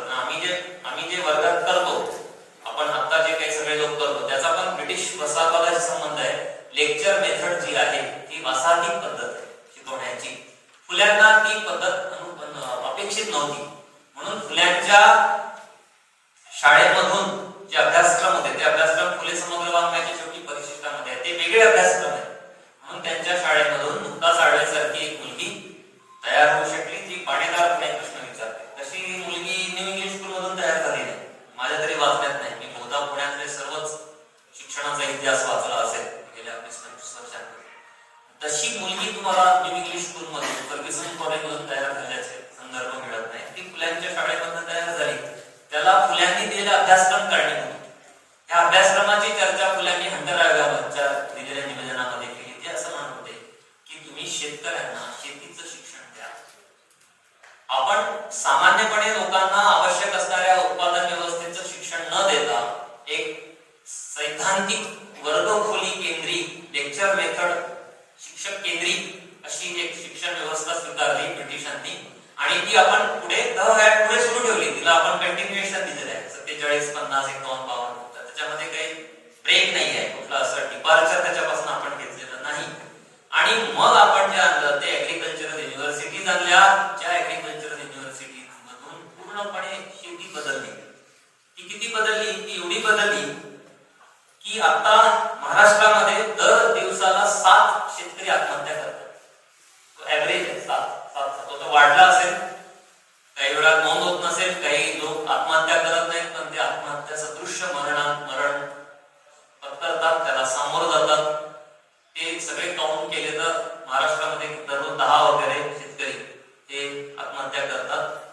भारतामध्ये दरवर्षी 2000हून जास्त शेतकरी हे शेती सोडून देतात. हे आपण ऍग्रिकल्चरल युनिव्हर्सिटीज आणल्यानंतरची शेतीची विपन्नावस्था आहे. आज आपण असं पाहू शकतो की एकूण जो जीडीपी आहे भारताचा, त्या जीडीपीला भारतीय शेतीचा जो वाटा आहे, त्यातला त्यांचं जे कॉन्ट्रिब्युशन आहे ते 15% खाली आलेलं आहे. शेतीवर अवलंबून असणारे लोक आजही तेवढेच आहेत, 60-65%, 70% काही भागामध्ये. आणि शेतीचा वाटा जो स्वातंत्र्य मिळाला तेव्हा 60% होता, त्यानंतर तो 50% झाला, 40 झाला. काही वर्षांपूर्वी तरी जेव्हा सत्तांतर झालं 14 मध्ये, तेव्हा तो 15% नव्हता, 15%पेक्षा जास्त होता.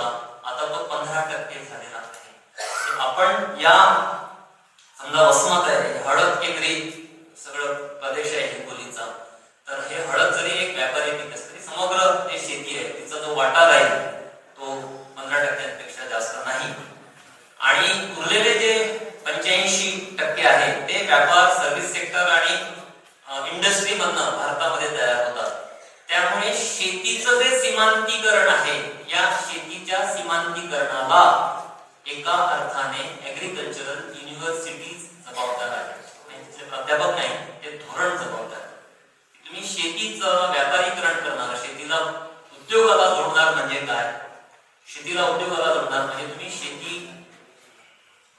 आहे, शेतकरी जे आहेत त्यांचं परावलंबित्व वाढवणं, ते शेतकऱ्यांचं वाढलं. टर्मिनेटर बियाणं आलं नंतर की जे पुन्हा पीक म्हणून रुजवू शकत नाही. मराठवाड्यातल्या शेतकऱ्यांच्या ज्या आत्महत्या आहेत त्या मुख्यतः कॉटन शेतकऱ्यांच्या आहेत, कापूस उत्पादक शेतकऱ्यांच्या आहेत, आणि ते सुद्धा बियाण्यासाठी अवलंबून होते. तुम्ही बारावालेची कथा काही लोकांना आठवत असेल, त्यांच्या बाबतीत काय डिबेट, काय डिस्कोर्स मराठवाड्यामध्ये उभा राहिला. ते शेतीचं कापसाचं जे बी आहे ते बी तयार करत होते, त्यांच्या संदर्भामध्ये काय लिटिगेशन झालं आणि काय पुढे चर्चा झाली तुम्ही आठवून बघू शकता. 25 वर्षांपूर्वीचा तो डिबेट आहे. तिथपासून जे शेतकऱ्यांच्या आत्महत्येचा सिलसिला सुरू आहे तो अजूनही सुरू आहे.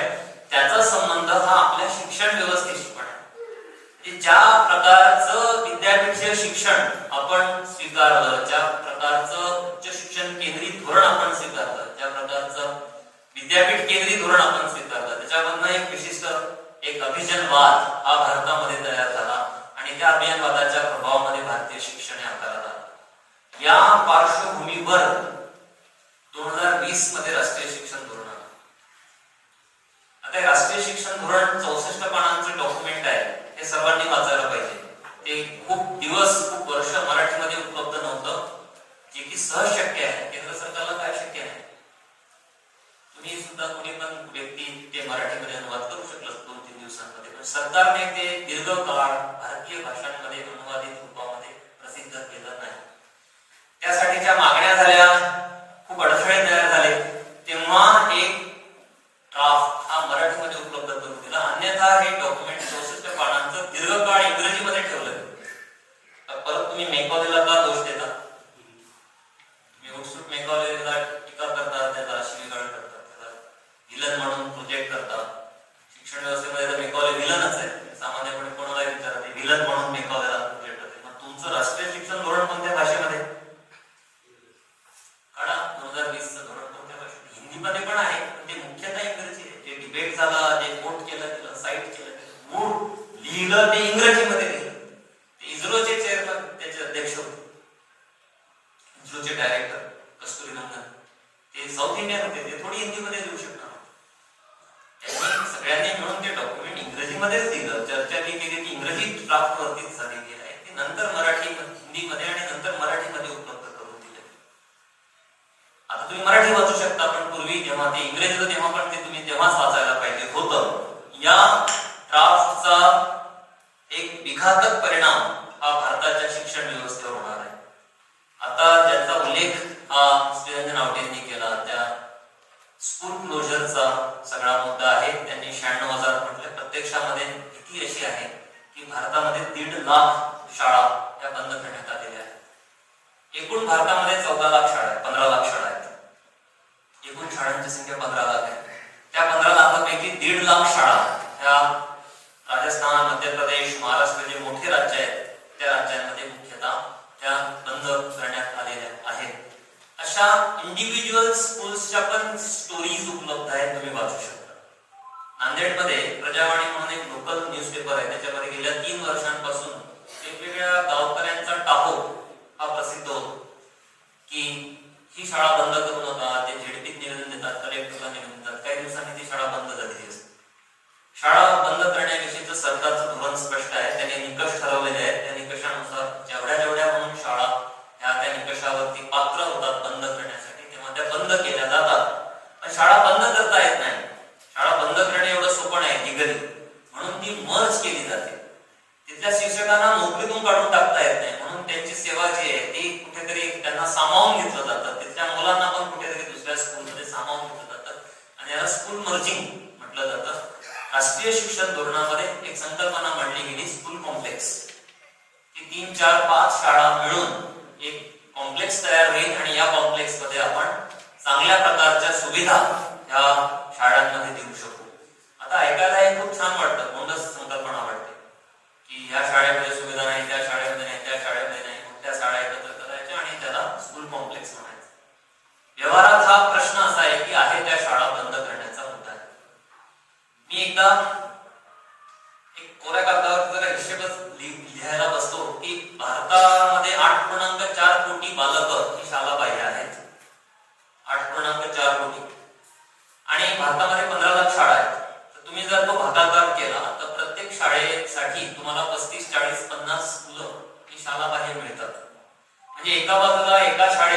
मागे 30-40 मुलं हे शाळा पाहिजे आहेत आणि दुसऱ्या बाजूला तुम्ही 4 शाळांचं एकत्र स्कूल कॉम्प्लेक्स तयार करणार या सबबीखाली की त्या शाळांमध्ये विद्यार्थी नाहीत. तुम्ही त्या 4 शाळांच्या आसपास सगळे जर शाळा पाहिजे मुलं वगैरे जर शाळेमध्ये आले तर त्याला 100-150 मुलं मिळतात त्या शाळेला. पुन्हा त्या शाळेमध्ये मुलं असतातच आणि त्या मुलांना आपण कमी का लेखावं, जेव्हा की जपानमध्ये एका मुलीसाठी एक पूर्ण रेल्वे स्टेशन सुरू ठेवण्यात आलेलं होतं. युरोपमध्ये आणि सगळीकडे जेव्हा परिघावरती लोक राहतात वेगवेगळ्या कारणांनी, तेव्हा अल्प संख्येच्या विद्यार्थ्यांच्या शाळांना पण त्याच सुविधा दिल्या जातात ज्या इतर शाळांना दिल्या जातात. भारतामध्ये मात्र तसं नाही. त्यामुळे विद्यार्थी संख्या कमी असलेल्या ज्या सगळ्या शाळा आहेत त्या आदिवासींच्या आहेत, त्या भटक्या जमातीच्या आहेत, त्या दुष्काळग्रस्त प्रदेशामध्ये आहेत. कारण सर्वात जास्त मायग्रेशन हे दुष्काळग्रस्त भागामध्ये होत असतं. तुम्हाला पुण्या मुंबईमधनं एकही कुटुंब मराठवाड्यामध्ये आलं, स्थिर झालं, आनंदाने राहत असं दिसणार नाही. आपले लाखो लोक आहेत मुंबईमध्ये. पुण्यामध्ये लाखो. तुम्ही कोणाच्याही फ्लॅटमध्ये जा, कोणाच्या घरी जा, तिथे येणाऱ्या कुठल्या बाईंना विचारा की तुम्ही कुठल्या, त्या सांगतात मी गंगाखेडची, मी परभणीची, मी बीडची, मी नांदेडची, मी यवतमाळची. त्या स्पष्टपणे सांगतात त्यांची गाव. सोलापूरच्या जास्त आहेत तिकडे.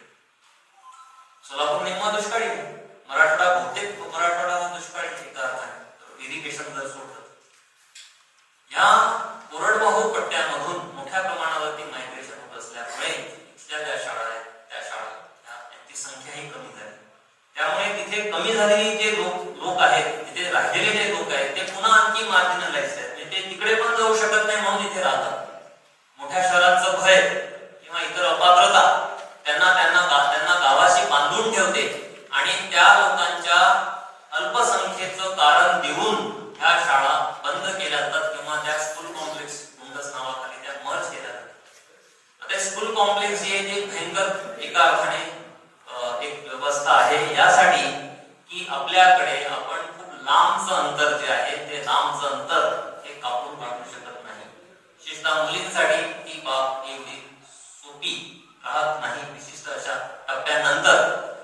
आणि इकडे उमरी नावाचं गाव आहे नांदेड जिल्ह्यामध्ये. त्या गावामध्ये एक बातमी वृत्तपत्रामध्ये आली ती इतकी भयंकर होती की एका बसला शेकडो मुलं त्या बसमध्ये चढली आत. म्हणजे शेकडो 100 मुलं आतमध्ये चढली असतात. म्हणजे काही मुलं बाहेरून वाट बघत होती बसमध्ये एंट्री मिळण्यासाठी. संध्याकाळ झालेली होती आणि त्या बसच्या मागे लोटकळलेली एक छोटी मुलगी, 8 वर्षांची 9 वर्षांची ती मुलगी होती. तिचा हात निसटला आणि ती खाली पडली. ड्रायव्हरला माहिती नाही, त्याने गाडी मागे घेतली आणि त्या मागच्या चाकाखाली चिरडून ही मुलगी गेली.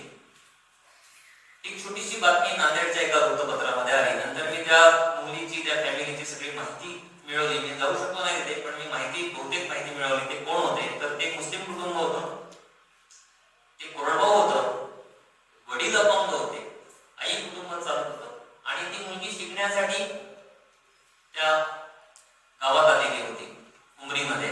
आणि ती यासाठी आलेली होती की त्या काळामध्ये ज्या शाळा बंद झाल्या होत्या त्या शाळांसाठी सरकारने घोषणा करावी लागते ना की जाण्या येण्याची सोय सरकार करेल. म्हणजे काय करेल, एक बस जी 15-20 गावांमधून फिरेल, तिला सगळे मुलं गोळा करून उमरी किंवा वसमत सारख्या ठिकाणी यायला सुद्धा 1.5-2 तास लागतात. परत जायला 1.5-2 तास. शेवटचं जे घर असेल त्या जायला तिला 1.5-2 तास लागतील. अशा पद्धतीने त्यांनी त्या बसेसची एक अरेंजमेंट नांदेडमध्ये केलेली होती. ती सुद्धा नंतर बंद झाली. शाळा बंद करताना जे प्रॉमिस केलं जातं ते प्रॉमिस काही भारतामध्ये, महाराष्ट्रामध्ये पाळलं गेलं नाही. त्यामुळे 15 दिवसांपूर्वी एका पाहणीमध्ये असं आढळलं की महाराष्ट्रामध्ये सर्वाधिक जास्त शाळाबाह्य मुली आहेत भारतामध्ये. एमपी मध्ये नाही, राजस्थानमध्ये, त्या महाराष्ट्रामध्ये. असं राज्य जे अदरवाईज शहरीकरण आणि औद्योगिकरणाच्या निकषावरती तामिळनाडूच्या खालोखात आहे. तामिळनाडू आहे वरती, पण तामिळनाडू खालोखात महाराष्ट्र आहे. आज 2 निकषावर, शहरीकरण आणि औद्योगिकीकरणाच्या निकष.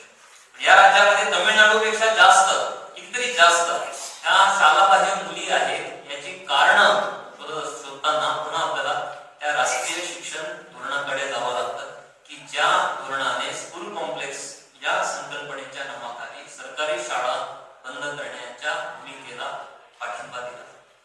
दुसरी एक गोष्ट राष्ट्रीय शिक्षण धोरणातून अशी झाली की वाढतं जे खासगीकरण आहे उच्च शिक्षणाचं, या वाढत्या खासगीकरणाला राष्ट्रीय शिक्षण धोरण हे बांध घालत नाही, कुठेही घालत नाही.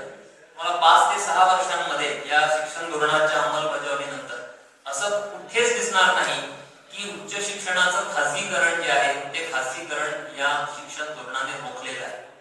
उलट राष्ट्रीय शिक्षण धोरणामध्ये शिक्षण क्षेत्रामध्ये जे भांडवलदार आहेत त्यांच्यासाठी एक शब्द योजलेला आहे.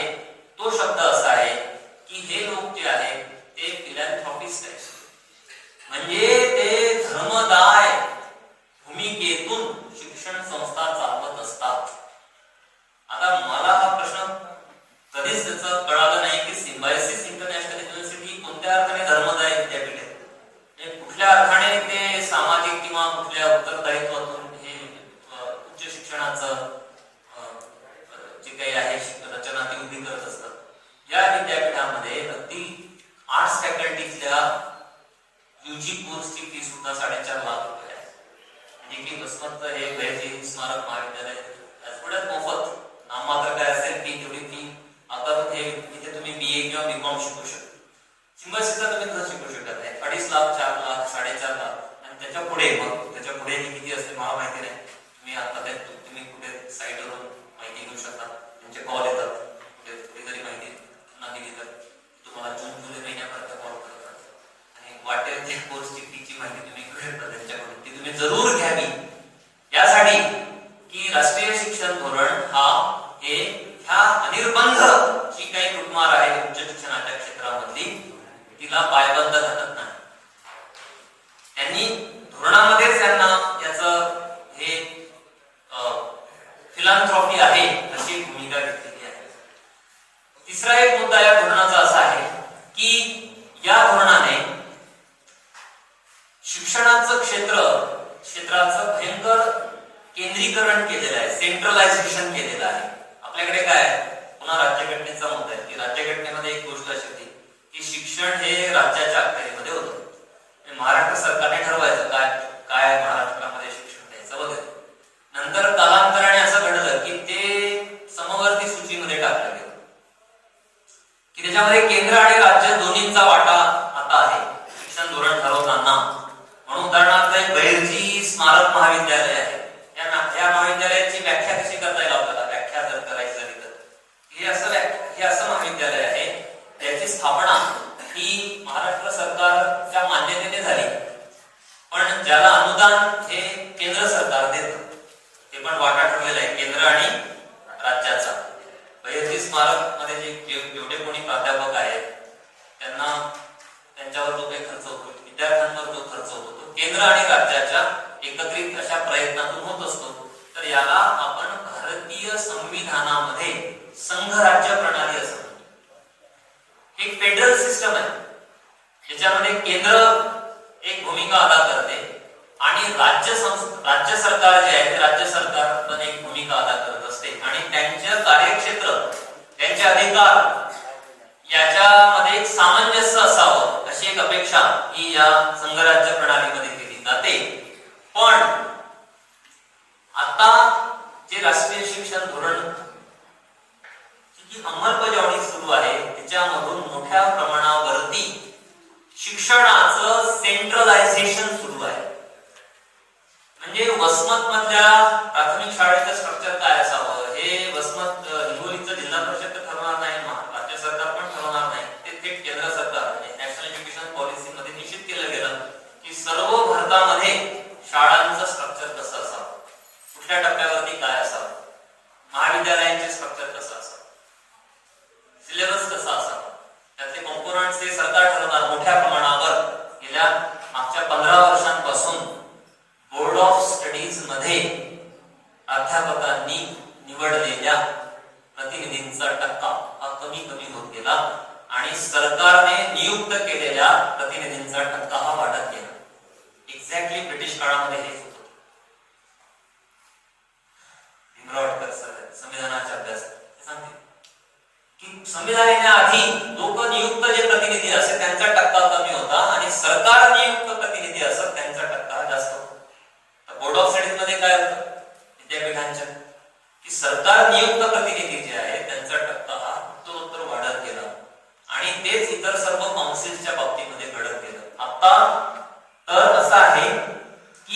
विद्यापीठामध्ये कुलगुरू नेमण्यासाठी जी समिती तयार करायची आहे तिच्यामध्ये सुद्धा गव्हर्नर ऐवजी उच्च शिक्षण मंत्र्याला अधिकार असावे अशी प्रचंड एक प्रकारचं प्रेशर हे जे काही आहे कायदे वगैरे करणाऱ्या बॉडीजवरती या सत्ताधाऱ्यांचं आहे की ते बदललं पाहिजे महाराष्ट्रामध्ये. आणि दुसरी एक बाब अशी याच्याशी संबंधित की राज्यपालांचे जे अधिकार आहेत उच्च शिक्षणाच्या संदर्भामध्ये ते कसे कमीत कमी करता येतील याकडे पण कर. तिसरी एक बाब अशी की युजीसी जी समिती आहे खरं त्याच्यामधला ग्रँट्स हा शब्द महत्वाचा आहे. University grants commission. ते पूर्वी जेव्हा वाजपेयी सरकार होतं तेव्हा त्यांनी एक भूमिका मांडली होती की युजीसीचं नामकरण हे युनिव्हर्सिटी एज्युकेशन कमिशन करायचं. त्यांना कोणत्या शब्दावर आक्षेप होता? परत तेच आहे सगळं. म्हणजे ते खरं तर ते चांगली गोष्ट होती ब्रिटिशांकडनं आपल्याकडे आली की सरकारवर काही तर जबाबदारी आहे ग्रँट देण्याची ती पण तुम्ही नाकारता त्यांच्यावर टीका करता ब्रिटिशांवर. तर तेव्हा ते होऊ शकलं नाही. तुम्हाला माहिती आहे की किती राजकीय अस्थिरता होती वाजपेयी सरकार तिन्ही वेळा. ते तुम्हाला इतिहासात जाऊन ते बघता येईल की त्यांचं काय कसे ते राहिले 13 दिवस नंतर 13 महिन्यानंतर 5 वर्ष. आता जे आहे ते आता युजीसी जवळपास ते कालबाह्य होण्याच्या पॉइंटला उभी आहे. ऑलरेडी रुसा नावाची समांतर यंत्रणा सरकारने उभी केलेली आहे आणि त्या व्यतिरिक्त National Commission on Higher Education अशी स्थापन करण्याच्या पॉइंटला भारत सरकार आहे. परवाच त्याच्याविषयीचे बरेच निर्णय हे घेतले गेले राज्य सरकारकडून आणि केंद्र सरकारकडून निर्णय घेतले. तर ह्या जुन्या संस्था मोडकळीस काढून त्यांच्या जागी नव्या कमी उत्तरदायित्व असलेल्या कमी लोकशाहीला वाव असलेल्या म्हणजे लोकशाही कमी असेल त्याच्यामध्ये उत्तरदायित्व कमी असेल आणि मुख्य म्हणजे संविधानिक जे मूल्य आहेत विशेषतः सरनाम्यामध्ये आपण ज्यांना आदर्श मूल्य मानतो त्या मूल्यांचा फारसा काही कुठे ठाव ठिकाणा नसलेल्या या संस्था असतील ज्या थेटपणे पंतप्रधानांना उत्तरदायी असतील. आता भारतामध्ये काय होतं की एक ठीक आहे एक राजकीय प्रणाली आहे. तुम्ही पंतप्रधान होता राष्ट्रपती वगैरे होता आणखी वेगवेगळे मुख्यमंत्री राज्यपाल वगैरे होता हे ठीक आहे एक राजकीय रचना आहे. पण याच्या व्यतिरिक्त पण एक सगळी संविधानिक रचना होती जी बऱ्याच अंशाने आपण राजकारणापासून लांब ठेवलेली. रिझर्व्ह बँक ऑफ इंडिया आहे, सुप्रीम कोर्ट ऑफ इंडिया आहे, युनिव्हर्सिटी ग्रँट्स कमिशन आहे. त्याच्यात नियुक्तीमध्ये थोडंफार असेल सरकार पण त्या सरकार व्यतिरिक्त पण त्याचं एक पॉसी ऑटोनॉमस असं अंशतः स्वायत्त अशी सगळी ती रचना होती. ती स्वायत्तता या राष्ट्रीय शिक्षण धोरणामध्ये धोक्यात आली आणि याच्यामुळे हे शिक्षण धोरण जे आहे हे अधिकाधिक केंद्रीकरण करणारं धोरण आहे असं म्हटलं जातं. सेंट्रलायझेशन करणारं धोरण आहे उच्च शिक्षणाचं आणि प्राथमिक शिक्षणाचं सुद्धा. याच्यामधून जे धोक्यात येईल ते भारतीय संविधानाचं संघराज्य स्वरूप आणि हे जेव्हा धोक्यात येईल तेव्हा आपण अधिक केंद्रीकरणाकडे जाऊ. आणि भारतामध्ये असं आहे की कुठल्याही प्रणालीचं अधिक केंद्रीकरण म्हणजे सेंट्रलायझेशन हे घातक आहे. कारण आपण एका अर्थाने केवळ भारत नाही आहोत, आपण वेगवेगळे राज्य पण आहोत, आपण वेगवेगळे भूप्रदेश पण आहोत. आपल्याला लोकल पण एक लाईफ आहे. आपल्याला इथलं सुद्धा काही एक अधिकार आहे. म्हणून तर आता स्थानिक स्वराज्य संस्थांच्या निवडणुका आहेत सुरू आहेत. त्यानंतर राज्य सरकार आहे, त्यानंतर केंद्र सरकार आहे. त्यामुळे ह्या सर्व टप्प्यांना बायपास करून जे सेंट्रलायझेशन आहे ते घातक आहे. या राष्ट्रीय शिक्षण धोरणामध्ये आणखी एक गोष्ट जी घडती आहे ती वेगवेगळ्या अभ्यासक्रमांचं मोठ्या प्रमाणावरती कम्युनलायझेशन होतं. म्हणतात तर ते खरं इंडियन नॉलेज सिस्टम म्हणून पण चर्चा कशाची करतात जास्तीत जास्त तुम्ही सरकारच्या इंडियन नॉलेज सिस्टमच्या अंतर्गत झालेल्या चर्चासत्रांची 100 चर्चासत्रांची यादी करा. एक्सरसाइज आपण करावी ना मी सांगतो म्हणून करण्याचं काही कारण नाही. त्या 100 सगळ्या विषयांमध्ये मॅक्सिमम विषय दिसतील ते सर्व वेद, उपनिषद, भगवद्गीता, रामायण, महाभारत, महाकाव्य, भरताचं नाट्यशास्त्र. आम्ही साहित्याच्या आहोत मग आम्हाला इंडियन नॉलेज सिस्टम काय तर उठसूट सगळे लोक म्हणतात ते भरताचं एकमेव नाट्यशास्त्राचं टेक्स्ट म्हणजे काहीतरी इंडियननेस त्याच्यामध्ये आहे. हे जे काही भारतीयत्व म्हणजे विशिष्ट अशा अभिजन संपूर्ण संस्कृतीमध्ये भारतीयत्वाचा लोप घडवून आणण्याची जी प्रक्रिया आहे ती याच्यामध्ये होत आहे. आता ह्या देशामध्ये तुम्ही सरळ सरळ वेद उपनिषदांचं शिक्षण देऊ शकत नाही. ते नाशिकच्या ITI मध्ये धर्मग्रंथांचं आणि पूजा पाठाचं शिक्षण देत आहेत, त्यावरून खूप मोठा गदारोळ झालेला आहे महाराष्ट्रामध्ये.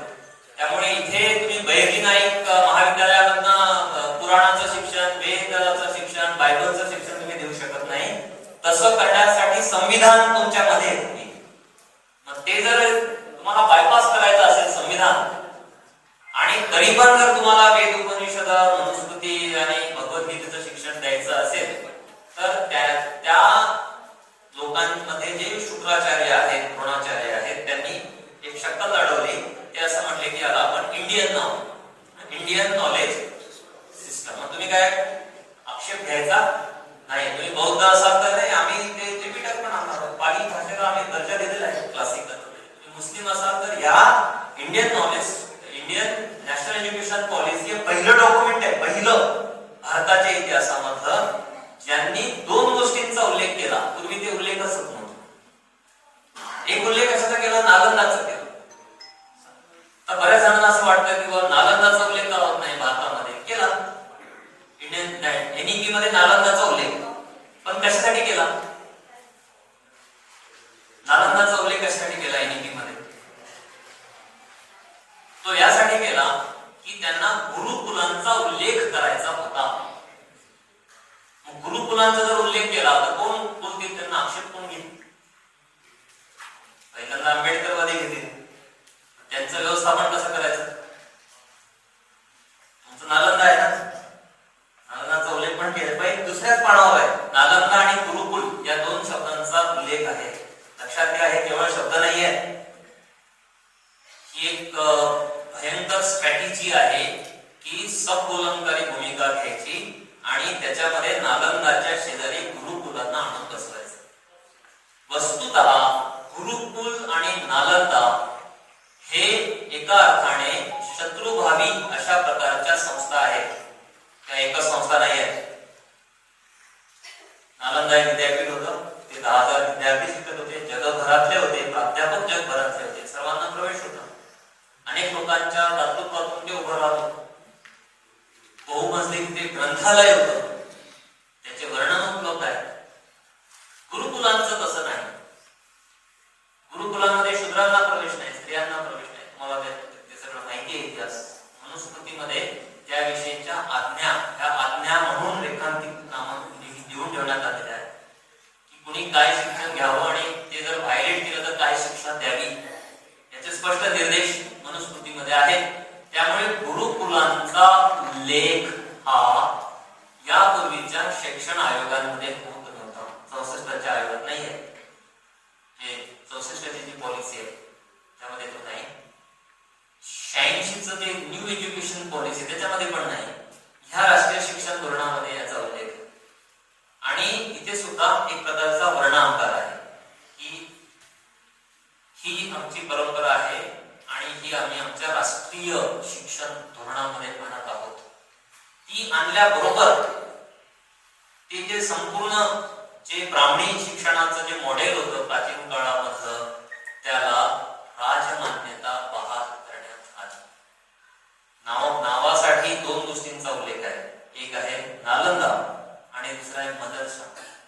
आता मदरशाला हिंदूवाल्यांचा किती विरोध आहे? मी वसमतमधल्या कुठल्या पण हिंदूवाद्याला विचारा, इथे कोणी हिंदुत्ववादी असतील त्यांनी पण सांगावं की आमचा मदरशाला विरोध आहे की नाही? आहे म्हणते ते मदरशांना विरोध आहे, NEPचा नाही. त्यांनी तिन्ही धार्मिक समूहांमधल्या अभिजनांना आश्वस्त केलं. काय आश्वस्त केलं? की आम्ही तुमच्या धार्मिक परंपरांचा एका अर्थाने आदर करतो. तुम्ही बौद्ध असाल तर नालंदाचा आदर करतो, तुम्ही जर मुस्लिम असाल तर मदरशांचा करतो आणि तुम्ही जर हिंदू असाल तर गुरुकुलांचा करतो. पण या तिन्ही संस्था एक नाही आहेत. मदरसा एक पूर्ण वेगळी सिस्टम आहे. ती इस्लाम केंद्रीय आहे आणि ती फक्त मशिदीशी संबंधित आणि मशिदींसोबत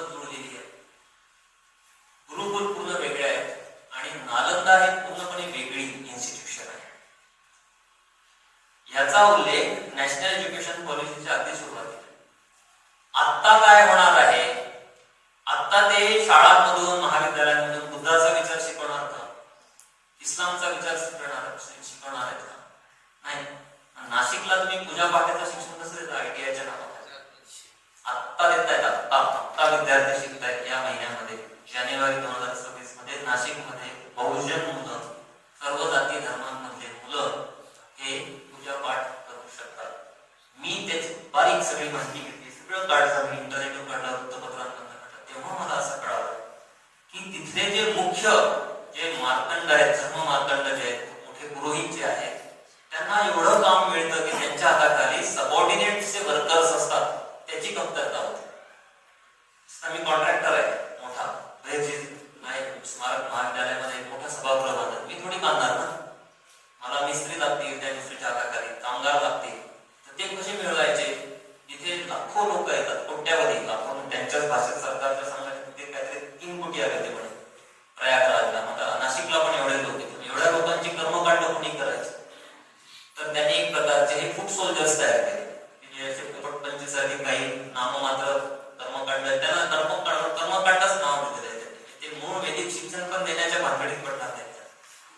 एक नॉमिनल पूजा पाठ करण्याचं जे तंत्र आहे ते त्यांना ते शिकवतील. ते सुद्धा ITI म्हणजे गव्हर्नमेंट रिकॉग्नाइज, गव्हर्नमेंट एडेड. पुन्हा ते एडेडचा मुद्दा येतो ब्रिटिशांना.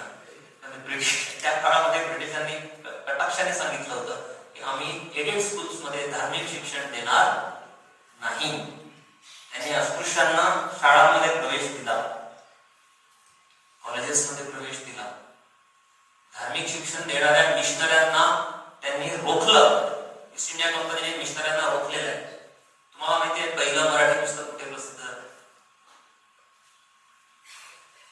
नांदेडमध्ये तर नाही झालं, वसमतमध्ये नाही, परभणीत नाही, पुण्यात पण नाही, मुंबईत पण नाही, इस्लाममध्ये झालं, बंगालमध्ये झालं. तिकडे काय झालं? कारण तिकडे मिशनरी होते, मिशनऱ्यांनी तिथेच रोखलं होतं. तुम्ही इकडे ईस्ट इंडिया कंपनीच्या प्रांतात यायचं नाही. आपल्याला काय सांगण्यात येतं की सगळे ब्रिटिश कोण होते? ख्रिश्चन होते. सगळे मध्ययुगीन मुस्लिम शासक कोण होते? तर ते इस्लाम धर्मी होते. ऍज इफ की ते सगळा इस्लामचा प्रचार करण्यासाठी भारतामध्ये आले होते. महाराष्ट्रामधल्या मिशनऱ्यांना सुद्धा ब्रिटिशांनी बेसन घातलेली होती. त्यांना मर्यादा आखून दिलेली होती की इथपर्यंतच तुम्ही तुमचं काम करायचं आहे. म्हणून त्यांना तिकडे जे की ब्रिटिशांची वसाहत नव्हती अशा बंगालमधल्या प्रदेशामध्ये ते मिशनरी एकत्रित आले, तिथे थांबले दीर्घकाळ. आणि सुरुवातीची मराठी, कन्नड, बांगला पुस्तकं जी आहेत ती त्यांनी तिथून प्रसिद्ध केलेली आहे. मराठीचं व्याकरण पहिलं ते त्यांनी तिथे श्रीरामकडून पब्लिश केले. त्यामुळे त्यांनी इकडे पुण्याला त्यांना येऊ दिलं नाही. त्यांनी भूमिका घेतली की एडेड युनिव्हर्सिटीज आणि एडेड इन्स्टिट्यूट्स मधून धार्मिक शिक्षण दिलं जाणार नाही. कारण ब्रिटिशांना इंग्लंड मधल्या सेक्युलर अशा सगळ्या एज्युकेशनची पार्श्वभूमी होती. त्यांना हे कळत होतं की एडेड मधून आपण देऊ शकत नाही. आता नॅशनल एज्युकेशन पॉलिसी नंतर हे सगळं होण्याची सुरुवात झालेली आहे इंडियन नावाखाली. त्यामुळे NEP काय करतं? NEP 4 प्रकारच्या C ला स्ट्रेंथन करतं. सोप्या भाषेत जर एकदम निष्कर्षाकडे येऊ आपण आता.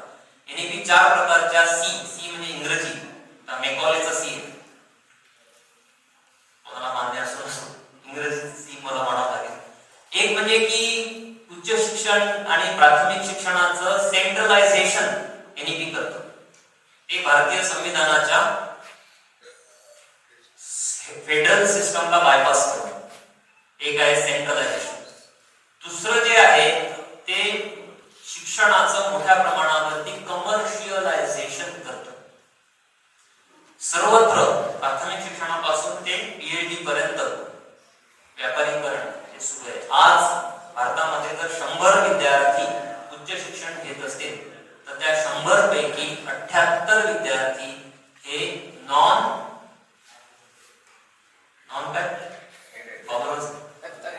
ग्रँट, ते पुढचा डिस्पॅच ग्रँट शब्द तुम्ही त्यांच्यावर टीका करता, पण त्यांनी ग्रँट तरी दिली ना. तर आज 78 म्हणता माझा डेटा जुना आहे, 80 ला आला असेल आता. 80% विद्यार्थी आज भारतामध्ये हे विना अनुदानित उच्च शिक्षण संस्थांमधून पदवी मिळवित आहेत. कमर्शियलायझेशन. पहिला सी होता सेंट्रलायझेशन, दुसरा सी आहे कमर्शियलायझेशन. वाढलेला आहे, एनईपी नंतर वाढलेला आहे. डेटा आहे उच्च शिक्षणावरचा आणि प्राथमिक शिक्षणावरचा खर्च सरकारने एनईपी नंतर वाढवलेला नाही. तिसरं जे सी वाढत आहे ते कम्युनलायझेशन आहे. पूर्ण करिक्युलमचं, पूर्ण अभ्यासक्रमांचं, पूर्ण सोशल लाईफचं त्याच्यामध्ये मोठ्या प्रमाणावरती कम्युनलायझेशन आहे. बरेच धडे वगळले गेले, बरीच नावं बदलली गेली, संदर्भ वगळले गेले. भारतीयत्वाच्या नावाखाली विशिष्ट असा जो टक्का असतो तो टक्का हा इतिहासाच्या पाठ्यपुस्तकामधला इतरत्र हा वाढवला गेला. याच्यामधून मुस्लिम, ख्रिस्ती जे प्रतीक आहेत, इस्लामशी संबंधित सुद्धा ज्या काही गोष्टी असतील, मुस्लिमांशी संबंधित ज्या गोष्टी असतील, त्या सगळ्यांचं मार्जिनलायझेशन हे गेल्या 5-6 वर्षांमधून सुरू आहे. त्याला एनईपी अप्रत्यक्षपणे पाठबळ देते. आपण त्याप्रमाणे शालेय जीवनाच्या बाबतीमध्ये सेक्युलर नाही आहोत. यापूर्वीचे पण आणि आताचे पण स्टडीज असं सांगतात की शाळेमधून विद्यार्थ्यांचं जास्त मोठ्या प्रमाणावरती कम्युनलायझेशन होतं. मी अशा शाळेमध्ये शिकलो 1ली ते 10वी की ज्या शाळेमध्ये एकही मुस्लिम विद्यार्थी नव्हता.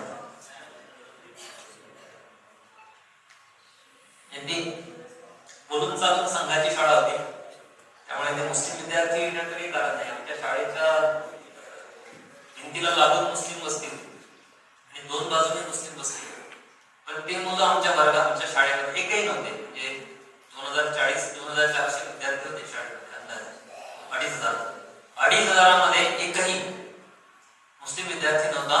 जेव्हा की आमच्या गावामध्ये मुस्लिम लोकसंख्येचं प्रमाण हे एकूण लोकसंख्येमध्ये 40% इतर गावांपेक्षा जास्त होतं, तरी पण नाही. हे कम्युनलायझेशन आहे शाळांचं, जे पूर्वीपासून होतं त्याला आता या काळामध्ये अभ्यासक्रमामधल्या कम्युनलायझेशनची जोड मिळाली आणि आम्हाला आता प्रेशर आहे मोठं विद्यापीठांवर आणि शाळांवर, कॉलेजेसवर. ते इंडियन नॉलेज सिस्टम मध्ये धडे तुम्ही आणा, त्याचा अभ्यासक्रम आणा, ते ऑप्शनल आणा, सक्तीचा आणा. ते मला त्याचे तपशील सांगता येणार नाही, पण ते IKS नावाचं एक प्रकार शाळा, कॉलेजेस, विद्यापीठांमधून मोठ्या प्रमाणावर रुजवण्यात आलेला आहे. तिसरा सी जो स्ट्रेंथन होतोय तो कास्ट आहे. कारण भारतीय शिक्षणाला सर्वात मोठं ग्रहण जे आहे ना ते जातीचं आहे. ते पूर्वीपासून आहे. तुम्ही कुठली पण शिक्षण संस्था काढा, शिक्षणाचा कोणताही व्यवहार काढा, त्याच्यामध्ये विशिष्ट अशा जातीचा प्रभाव हा तुम्हाला दिसतो. एक तर संस्था जातीच्या नावे असतात, जातीच्या नावे नसल्या तरी विशिष्ट जातीचं प्राबल्य हे त्या संस्थांवरती असतं. एका अर्थाने सरकारी भासणारी विद्यापीठ असतात, म्हणजे ती विद्यापीठ सरकारी असतं, पण त्या विद्यापीठांमध्ये सुद्धा जातीचा खूप मोठा प्रभाव असतो. तो इतका जास्त असतो की तुम्हाला अनंतराव सर आता इथे होते, त्यांच्या कादंबऱ्या आहेत त्यावरती की महाविद्यालयांमध्ये आणि कॉलेजेसमध्ये जात ही किती प्रभावी असते याचं तुम्ही म्हणजे त्याचं एक प्रत्यय हा तुम्हाला येईल जेव्हा तुम्ही त्या सगळ्या गोष्टींच्या आतमध्ये जाल, खोलात जाल, एक प्रश्न विचाराल, तेव्हा ते सगळे हितसंबंध जे असतात ते सगळे असे उफाळून हिंसक रूपामध्ये तुमच्यावरती चाल करून येऊ शकतात. जातीने भारतीय शिक्षण व्यवस्थेला वेढलेला आहे आणि एनईपी जे आहे ते याच्यावरती स्क्रॅच सुद्धा आणत नाही. कुठेही असं लिहिलेलं नाही की आम्ही जाती निरपेक्ष शिक्षण व्यवस्था निर्माण करू. हे भारतीय शिक्षण व्यवस्था ही संविधानाला अपेक्षित अशी शिक्षण व्यवस्था आहे.